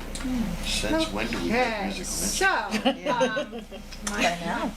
My document didn't make it in. Oh my God. We're gonna work through all these. We're gonna work through. No worries. Deb has it on hers, I don't have it on this one, but it's fine, it's good. Many years ago, I think 2018 possibly, the teacher we had who taught music in what was then our video and performing arts program, which is now transitioned to digital cinema and broadcasting, retired. And we really revamped that program and eliminated music. We don't offer a music program. We don't offer a band program. And we have some really, really, really nice instruments. Sean went in and made an inventory of them. It's a lot of stuff. Just go to read the list. Yeah. Yes, can I read the list? Okay. It is. We have 3 bass drum mallets, 1 bell kit, 2 bell mallets, 6 clarinets, 1 crash cymbal and stand, 1 cymbal stand, 6 cymbals, 2 drum pads, 3 drum sets, 1 electric bass, 2 electric guitars and stands, 5 flutes, 4 guitar amps, 2 guitars, 1 marching band drum and harness, 1 oboe, 4 saxophones, 6 snare drum stands, 1 string bass, 3 trombones, 4 trumpets, 2 ukuleles, and 1 xylophone that we would like to donate to Rockton High School for their music program. We're not gonna have a school committee band? We are not gonna have a school committee. Anybody else? You know, realistically, if we wanted to, I know the question is, well, why don't we have a music program? If we wanted to run a really good music program, we would need to be able to build an elective into the day for music, have an after-school, music program. And the reality is that's probably not something within our reach right now. On the flip side, we have Brockton High School, who has a really, really robust music program, is a strong partner to us as a school district. And rather than having these instruments, some of which still have the tags on They're them, brand new. Wow. sitting here collecting dust, I think it is appropriate to offer those to our Mr. Chair, Yes. move to approve the donation of the surplus musical instruments to Brockton High School as Second. presented by the superintendent. Second. Yeah, so a motion has been made and seconded. All in favor? Aye. Opposed? None. I see none, so the ayes have it. Hoping you were gonna say Stradivarius. No, we would be having a little auction. So now we're at item number F, the Technical Institute proposed logo and new branding. You're just spirited of business. I was just told to talk fast. As presented earlier in the TI subcommittee, we identified there was an issue, well, not issue, but there was a need for rebranding, and that includes the market identity. As you can see from our current logo, it's dated, and obviously the search engine confusion can cause trouble. So we scroll down to the next slide, please, and thank you. We looked at a number of different logos that we thought would be better representative, like in terms of aesthetic, and what they kind of meant and what were they trying to convey. Obviously, these samples here were kind of the baseline of what we looked at, and the group that worked on this took a lot of takeaways from these logos here. And then that transitioned to our first iteration of what we thought should be, thinking that we need to stick with the STI or a TI incorporated logo, which we felt it was a good forward progress in the process, but we weren't sold on how we captured the essence of TI or push us forward. So then we looked at abstract logos, and this was just point of reference with our consultant that basically pointed out what do Citizens, Nike, and Apple have in common in terms of brand recognition, and it kind of brought to light where we took that next step forward to look at something more abstract and clean that conveys a message that might mean different things to different people. And so we landed on the next slide, and we came up with these two iterations. One is in color, one is in washed out white, and it's really because of an application on darker type of material or whatever it may be, medium. And what we came up with was those three tiles of squares. As I said earlier in the TI subcommittee meeting, the idea was kicking out a cap. So some people resonate with the top tile being a cap, right? Graduating is an upward movement. I saw it right away with stepping stones, pages, and it felt like it was more modern and in line. We did sacrifice some components of the logo where how do we convey, we do medical, obviously the technical institute, the wording is larger than front of your face, but I think there's a good opportunity where we can change and play with some marketing where the neck change is just one slogan that can be changed and modified to really promote healthcare or whatever it may be, right, specific with adult education. And this is just another iteration for sign usage and email signatures. And then here's some applications of it on a actual door. And if you scroll down, here's some swag samples. And lastly, some people looking happy wearing swag. This was shared obviously with the leadership team throughout the district and shared with my people at the TI and shared with subcommittee. So that's my presentation. Thank you. So moving on to item G, which is graduation and senior information. Okay, I just want to, kind of keep folks up to date on where we are with graduation and senior information. We have been working, I want to thank Member Aldred for keeping us on our toes as it relates to senior class information. We have been working to keep our website more up to date. We are getting questions, as we do every year, it's not anything new, about the ticket limits. And the ticket limits are the ticket limits. And, 4 tickets for each graduate is really what we can handle from a safety perspective and logistics perspective. And we recognize that we have large families for whom this is challenging. We are going to live stream the graduation as we do every year. We are currently, as you know, last year was a little bit challenging for us at graduation, to say the least. We had almost as many, if not more, counterfeit tickets than real tickets. So this year we've worked with our advertising and design team, and a third-party vendor. We are going to have plastic tickets with holograms and individual barcodes. And they're going to be very attractive, nice keepsakes for people, but also hopefully more challenging to counterfeit in the short window between the time the students get it and graduation. And marketing and graphics. Yeah, I can't. We also have contracted with a outside security vendor and folks who are really going to help us manage the crowd this year. We're going to move the where folks show their tickets back farther from the field to where the field house is, the fitness center is. Because once they get sort of to the field, it's a lot harder to control. So again, we want everybody to have a good experience. We're not, we're working with a vendor that has worked for BU and other large organizations at their graduations. So we're really, really, really hopeful that it will go smoothly. But, again, if you don't have a ticket, we're not going to admit you to the graduation. Stay home, get some popcorn, watch the live stream, and celebrate with your graduate when they get back. So, Parking concerns as well on top of everybody that. will get one parking pass, and that is the graduate and their family get one parking pass. Good. Okay. All right. So, and that's been the way Because we've done I know it. that's been pure chaos before. Yeah. So, but again, I do recognize that for our larger families, it's a challenge. Is there any way we could get rid of air horns and things like that?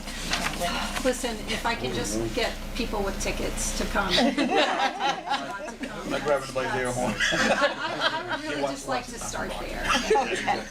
One thing at a time. On the football field will probably be nixed as well. Yeah, cigar smoking on the football field is something we've. Yeah. Well,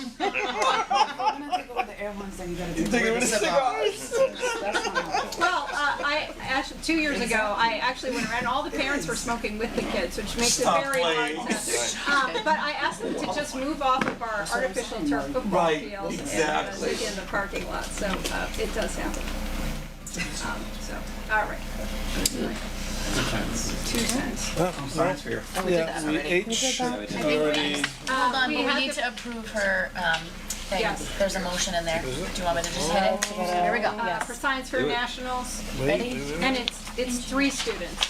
It's three. To go to Three students. Times three. Okay. So it's- it's at the yeah, top so of the it's next moved to page. approve the- Yeah, want me to do it? Yes. I'm gonna move to approve the May 2026 trip for one staff member and 3 students to the International Science and Engineer Fair in Phoenix, Arizona. That is And good luck to correct. them. Do we have a second? Second. Nope. So we have a It'll be motion. hot. Barbara, did you second? It was, I second. It was high. Andy. It doesn't matter. Oh, that doesn't matter. Wait a second. double second. Everybody seconded it. Exactly, we're all for it. She said we had to change it to All right, 3 so students, all not those in- 3 It's 4 students. It's 3 students. The therapy kids. No, there's Yeah, two. but one of the other students who was here is not going to the next. 3 Oh, students. 3 total. Okay. she didn't make no fins, but. All those in favor? Aye. All those opposed? The ayes have it. Everybody's punching. So just to be clear, there are 3 students. One second. Finn and Teo, who presented to you last year, are going, and Khadijah are the one who qualified for nationals, internationals in Phoenix. So, So, we're item J, Skills USA District Competition. yeah. So it's actually the state competition that they're going to. State And as we mentioned, there's about 100 students and several dozen teachers and advisors and chaperones. It isn't overnight, even though it's in-state, it is overnight. So that's why we need your approval. And Blackstone. Do we have a again. motion? Yeah, please? move to approve the April 30th to May 2nd, 2026 trip for students, advisors, and teachers to the Skills USA State Competition in Marlborough, Massachusetts. Do we have a, thank you, so, Whatever. I'm ready for the so next one the too. Here we go. we have a motion and it has been seconded. We have a vote. All those in favor? Aye. Opposed? The ayes have it. Now we're at K, Thank you very step much. team. Anyone want to? Yep, I'll move to approve. Go ahead, John. Tone down. You have to do it with the step, with the, Yeah, no. You go. Move to approve the July 16th through 19th, 2026 overnight trip for students and advisors to the STEP Team National Competition in Marlborough, Mass. you have a second. Second. All right. How's that work? I have a question. Yes. Yeah. In preparation for this competition, are the kids like getting together here to train and Oh yeah, whatever? they practice almost every day. Yeah. Yeah. Yeah, in this back. Almost every day in this day. They are incredibly motivated group of students. Right. All right, so this item has been moved and seconded. We need a vote. All those in favor? Aye. All those opposed? And the ayes have it. So we are at report of committees. Once again, the chair. I keep putting myself first. You're always first. We might have to move this a little bit. We have the chair's report. Before I do my chair's report, I'm going to give a few seconds to Robin for a message that she has for. MASC Division 3 is going to have their legislative dinner here on May 14th. And if anybody has any legislators that they really feel strongly about, let me know and we'll try to invite them. It's likely we're not going to have too many senators here because they'll be in the middle of budget season, but we are going to invite them. So if anybody has somebody, I know that Senator Feeney's already been invited. Did you say the 13th or the 14th? 14th. The 14th. It's okay, here. Perfect. I put it in here. Do you have a time? 6 o'clock. Are you inviting aides if the senators can't make it, or are you just? Possibly. Usually they send their aides. Usually they'll send an aide or somebody. But yeah, we want to have, last year we had a nice robust group from here, which was good. And we're having steak tips again, so. I'm sure they will. They'll have a good turnout. They'll show up. Thank you, Robin. Well, Okay. I'm going to split my chair. Thank you, Robin. I'm going to split my chair's report into 2 parts, obviously, because the little seat over there is part of me as well. Chair's was really short. Attended the budget meeting in Brockton. I thought we went pretty well. It was nice of them to move us up so we didn't have to sit through the 100 folks that had to go ahead of us. So, yeah. And Holly and Mark did a great job presenting. We didn't have any questions for us. So apparently they approved what we were asking. All we shall see. So I'll pause now. I'll just give it, go to item B, to the legislative liaison report. I don't know if we have anything. If not, Well, I have a very large report, but given the time and I know you missed us, but I just want to say I'm glad to be back. I hope you enjoyed the key lime pie. We very much so. And a thank you to Karen Peterson and the culinary staff for preparing. Amen to that. That's Thank you. All right, so I'll go back to, now C is the NSBA San Antonio report. Mr. Chair, with regards to C, want to table that to the next meeting. Wow, I have my speech that I have to give. I have a big report here that I would like to read. No. That's my motion. Thank you. A month to beef it up. Exactly. Yeah. We can, that's a motion. Do we have a second? Second. All right, all those in favor of tabling? All right. Yes, we are tabled until the next one. I think Rich just wants to get to policy. D, yeah. Yeah, one. D. Yeah, Representative Branch, Policy Subcommittee report. Very quickly, and if I miss anything, I know that Dr.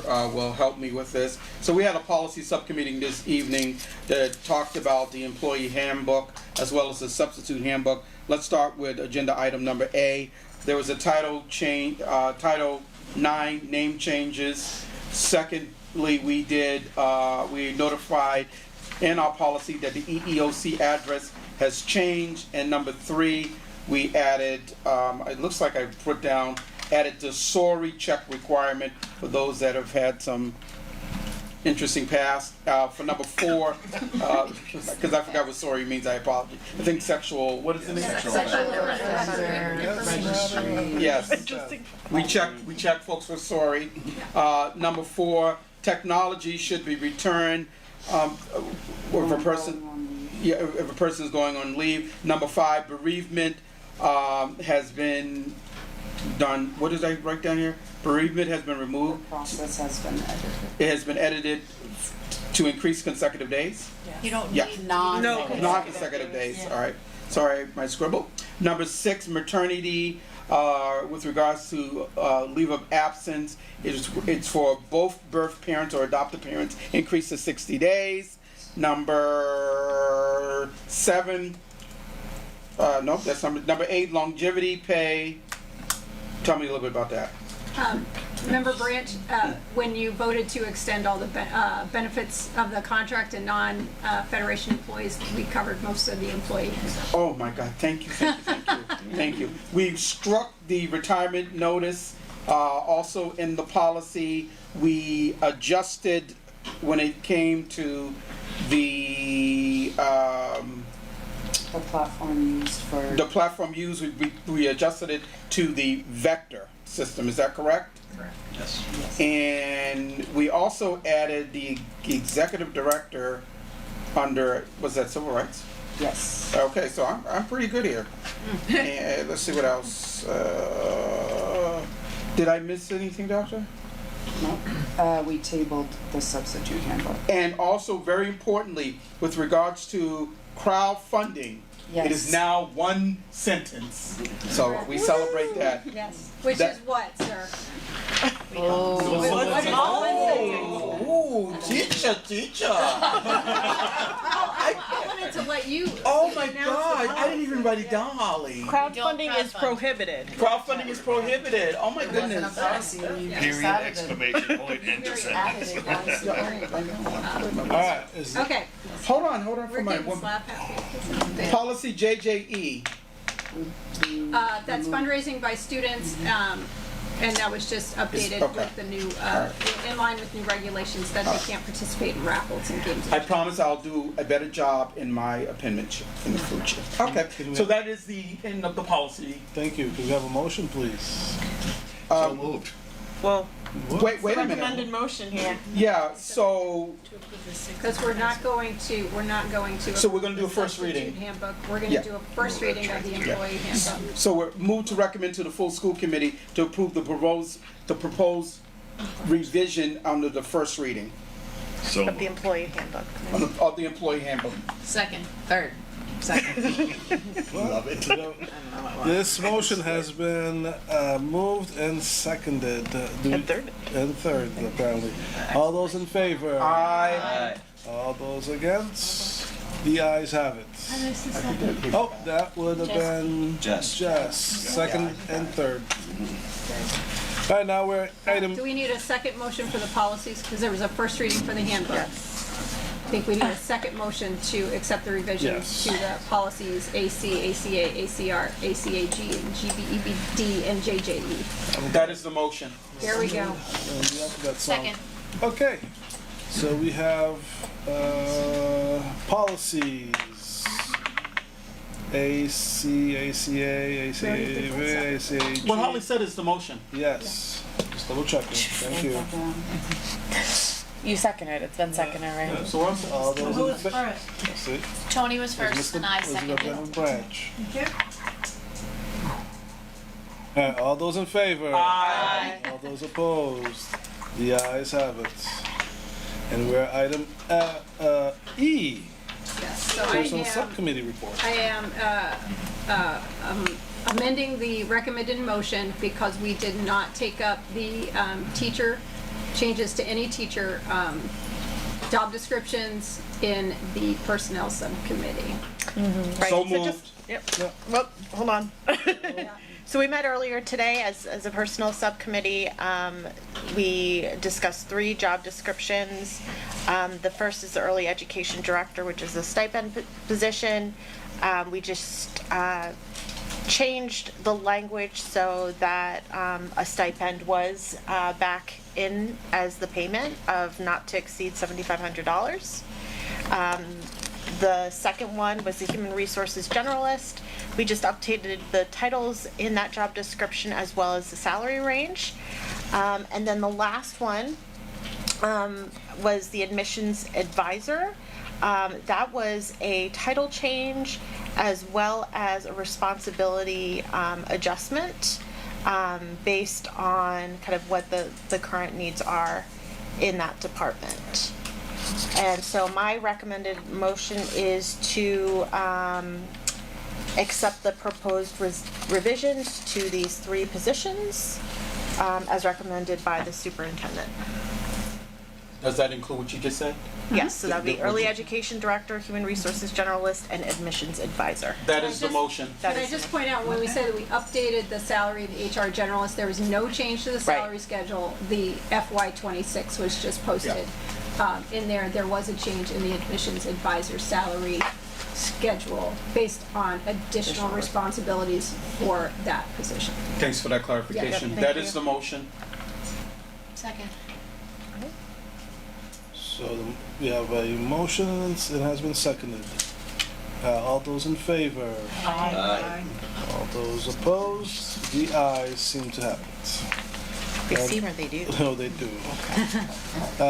Other reports. Do we have any other reports? I have, Oh, no, you already had your Is it go okay? first? Yeah. No. I think that I'm listed first. Oh, it's, I don't have. But you're other.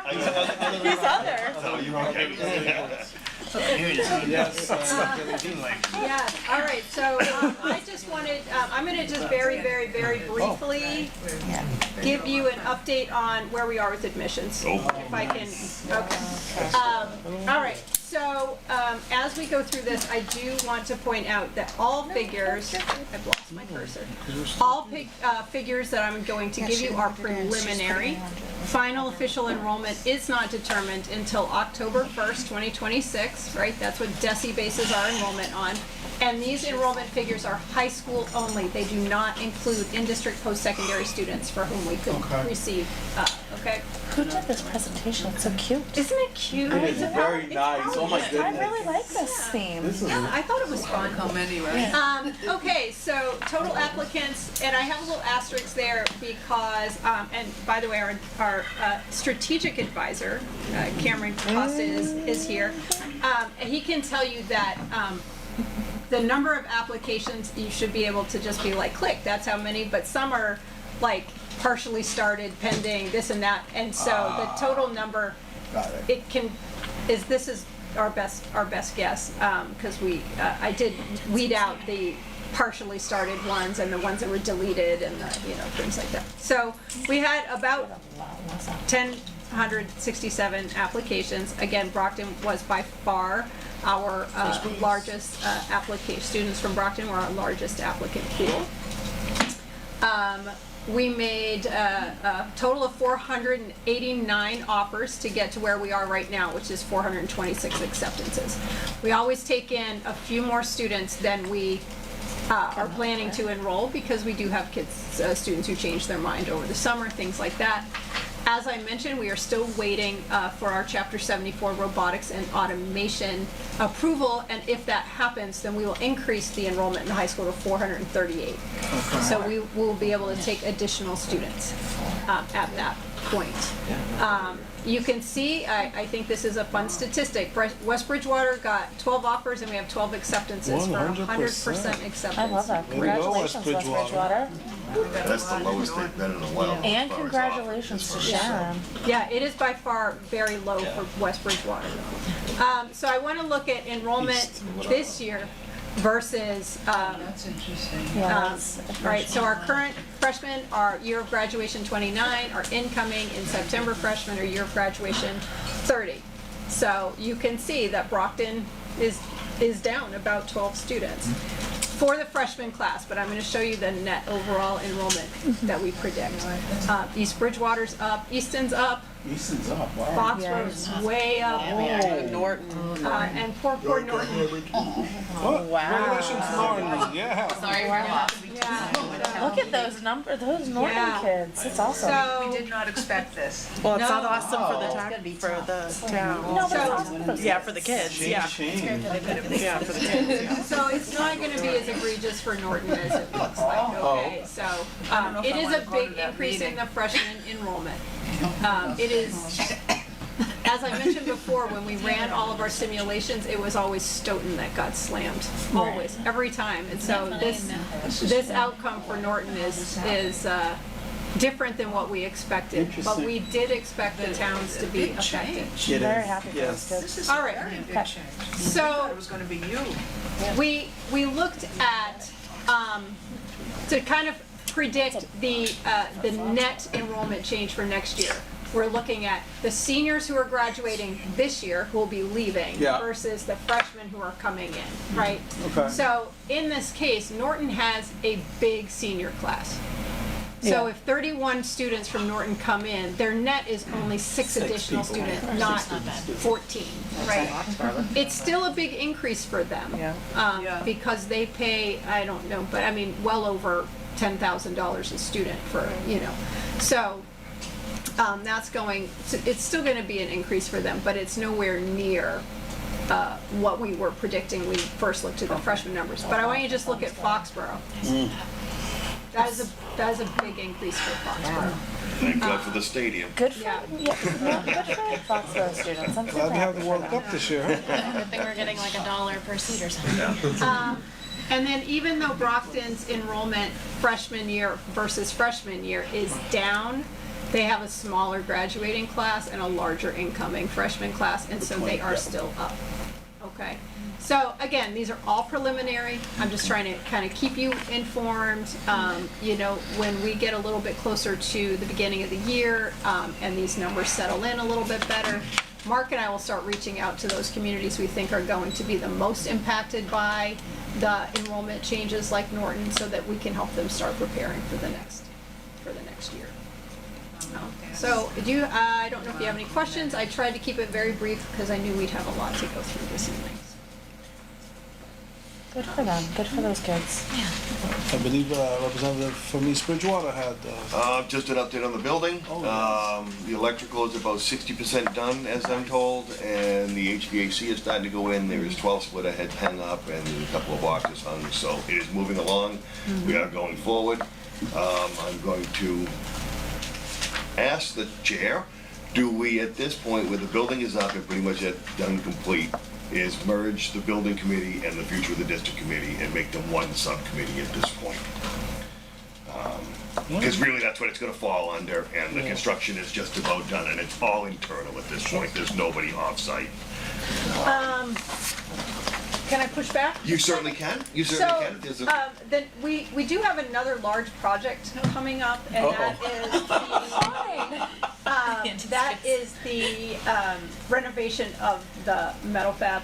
Okay. Yes. Yeah, absolutely. Yes. No problem. Absolutely. I didn't know. Yeah. Without having that information, absolutely. And I know we have a completely contractor that's going to be working with us, but I would appreciate the Not a school problem. committee, the building committee, and perhaps we can connect and start scheduling a couple Absolutely. of meetings to help keep that on Have track. fun running another building. Couldn't get out of it that fast. So, and that's funded under the Clean Energy Grant that, again, Nice. our strategic advisor, Mr. The building Costa. committee's fun. We get to walk the wrote- grounds and hang out, you know, so. I'm coming to the meetings. Yeah. I'm sorry, who wrote that? Mr. Costa wrote that? Yeah, Mr. Costa wrote that, his first grant, Nice. and he got $1.06 million. We're gonna use every nickel. That is cool. Deb, add me to the building committee so I can come. So, and that project has to wrap up by December of this year, so Okay. Just add me to the meeting so I can come. No, he's using AI, see? I just want to be here. Use the brain trust. Alright, so I guess we're moving to. Mr. Chair. Oh, yes. I don't know if it belongs here or where it belongs, but I wondered if we could request a athletics subcommittee meeting soon. Again? What, again? No, we have not, no. they I can't remember the last time we No. did First of the year. Yeah, it would have been. Happy probably to what- supply I think info it for an agenda. It got pushed down because of the. because of the snow. Yeah, and because of these last three that we had. So you have an agenda? I have ideas for an agenda. Yes. You're Whoever would the- like them. She's not the chair.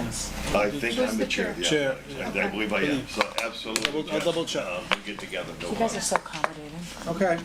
And if you guys want to, accommodating if you want to schedule like a Zoom meeting or something, we can Yeah. connect and set up an agenda. Thank you. Mr. Chair, just a quick question. Yes.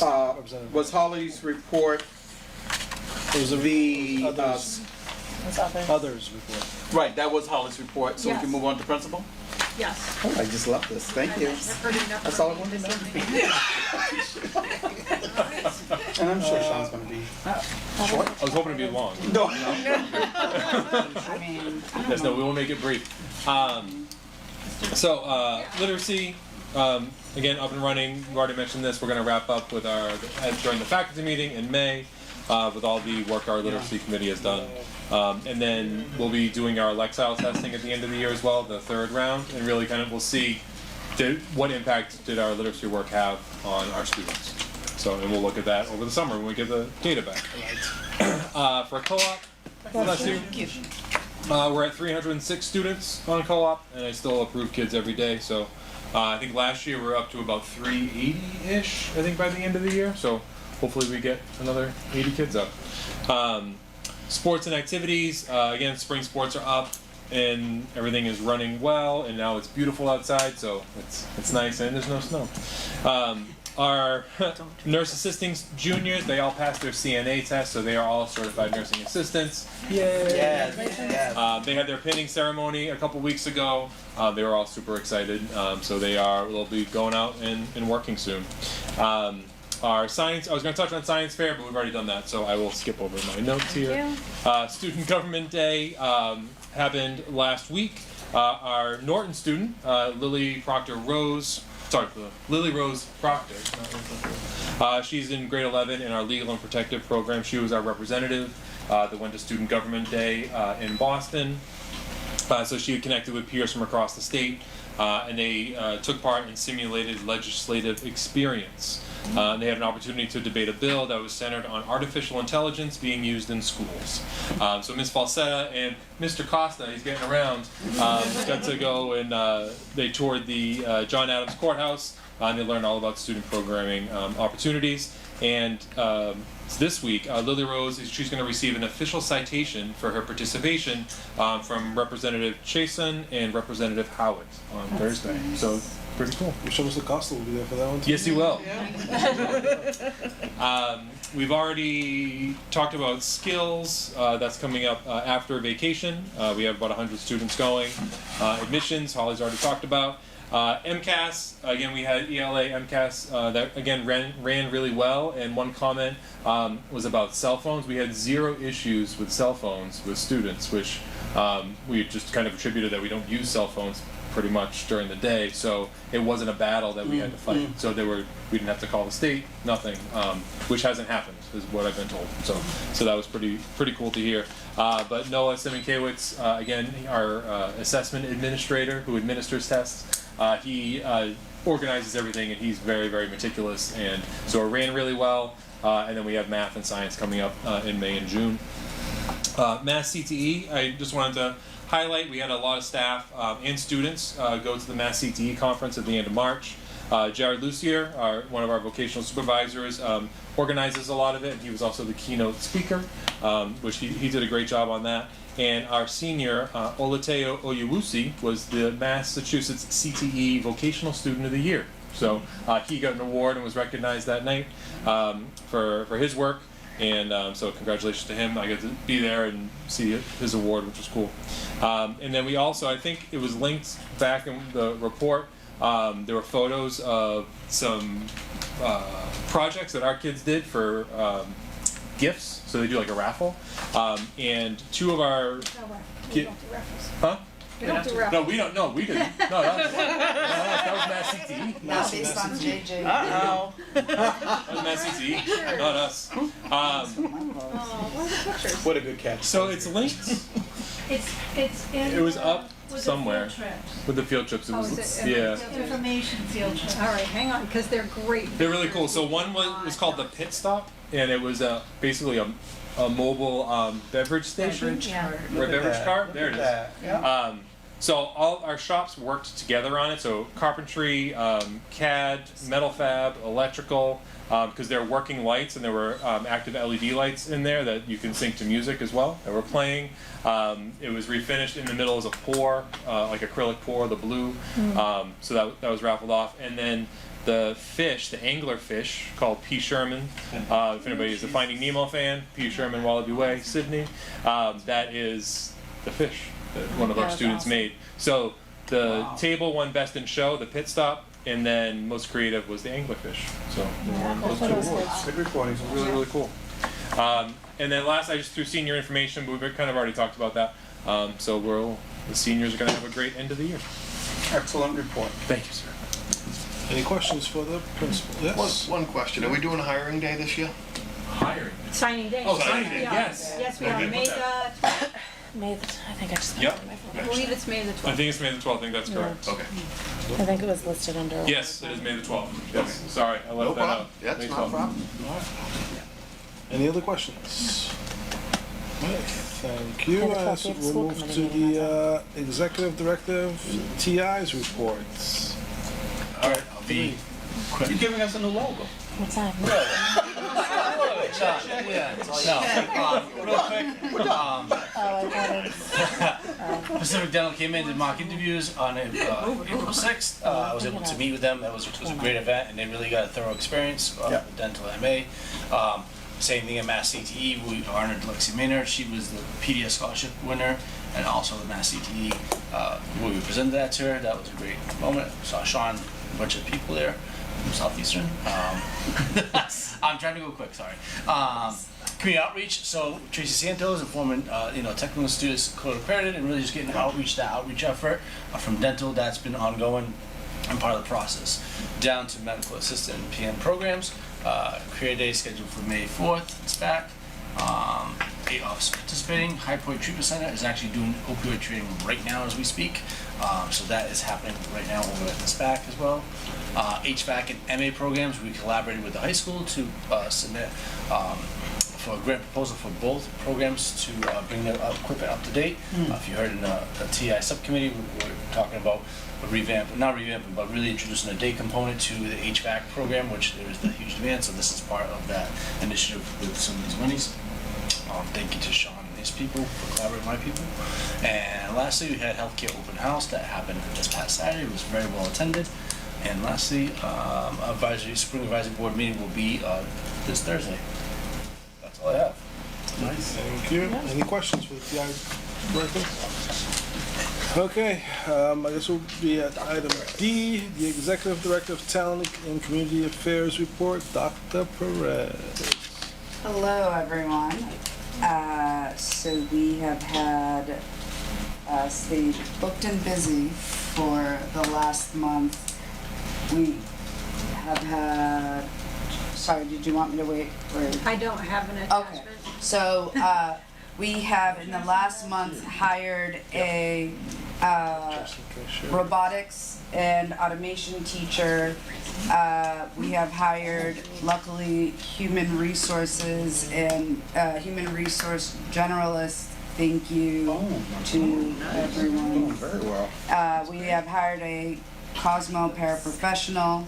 We have an internal candidate who has moved up to cafeteria assistant cook. We have hired an on-call sub, and we have hired a long-term sub for PE. Yeah. Some open positions we still have are part-time clinical nursing instructor, cafeteria worker, tier 5 plumbing instructor for next school year, tier 3 electrical instructor for next school year, substitute school nurse, bus driver. We're always looking for bus drivers, and we are always looking for on-call substitutes. Nice. And this is actually a big deal. It's too bad you don't have it, but as of yesterday, we opened up open enrollment for our staff. Our health and wellness fair is this Thursday from 10:30 to 1:30 in the Southeastern Performing Arts Center. We will have various vendors there to be able to answer the intricate and personal questions of each of our employees. That was intentional. We opened up open enrollment before the fair, which in the past was opened on the fair day, but we want our staff to look at the different packages and see with healthcare sort of affecting everyone, make sure that everyone is making the right decisions for their families. We have the massage chairs came back for our staff, so they can sign up in 10-minute increments. We also have this year mindfulness experience, so we have someone coming in and giving folks sort of that real on-hand experience that they can use in any moment, whether it's de-escalation or they just need that personal sort of breather in while they're at work. And then we have our great cafeteria staff making some smoothies, and there will be cookies, but there will also be healthy snacks. I'm not sure if you are on the entire distribution list, but for our staff who are listening and who are here, every day you have heard from either myself or Lynn Souza, who's a part of the department, and we are, instead of pushing everything out all at once, we pushed out the rates and we pushed out one big packet, but we still have, our vendors are still sending us their paperwork. So as much as we have, we are pushing out sort of in increments so that there's not an overload of information. But we hope we are around next week, although it is vacation. If our staff have any questions, they can reach out to us, but we are asking to hold questions until after they speak with the experts who are the vendors who will be here on Thursday. And that's it. Any questions? And just for like everyone's information, we made no changes to the plan this year. The Insurance Advisory Committee met. We have representatives from the Federation, Mr. Pellegrino's a representative, and we have a representative from the non-Federation employees. And they both advised us that they had talked to their membership and preferred to keep the rate a little bit higher without changes to the plan. The only plan change we made was to drop coverage for the GLP-1s, which is almost a universal decision at this point. So that the plan rate increase was 16.4% instead of, I think it was going to be close to 20% the GLP-1s. So, but there are no changes to the, with the exception of the GLP-1s, no changes to the deductibles, the co-pays, the plans themselves. We still offer a PPO, an HMO, and a high deductible HSA plan, and all those will be available to our staff. Sorry, I forgot to mention, we will have HSA presentations, one at 11 and one at 1 inside the auditorium, and it will also be recorded for those that can't make it. Thank you. Any other questions? Now, for one's favorite part, we're going into. No, we're not. So, can I have a Motion to adjourn. motion to adjourn, please? So moved. Second. Second. All of us. All right, so we have a motion to adjourn, and so it's been seconded. All those in favor? Aye. All those opposed? The ayes have it. Thank you. Holly, do you know about the bus, the 6 o'clock late bus? Alexa, no. Happened on the 6 o'clock late bus.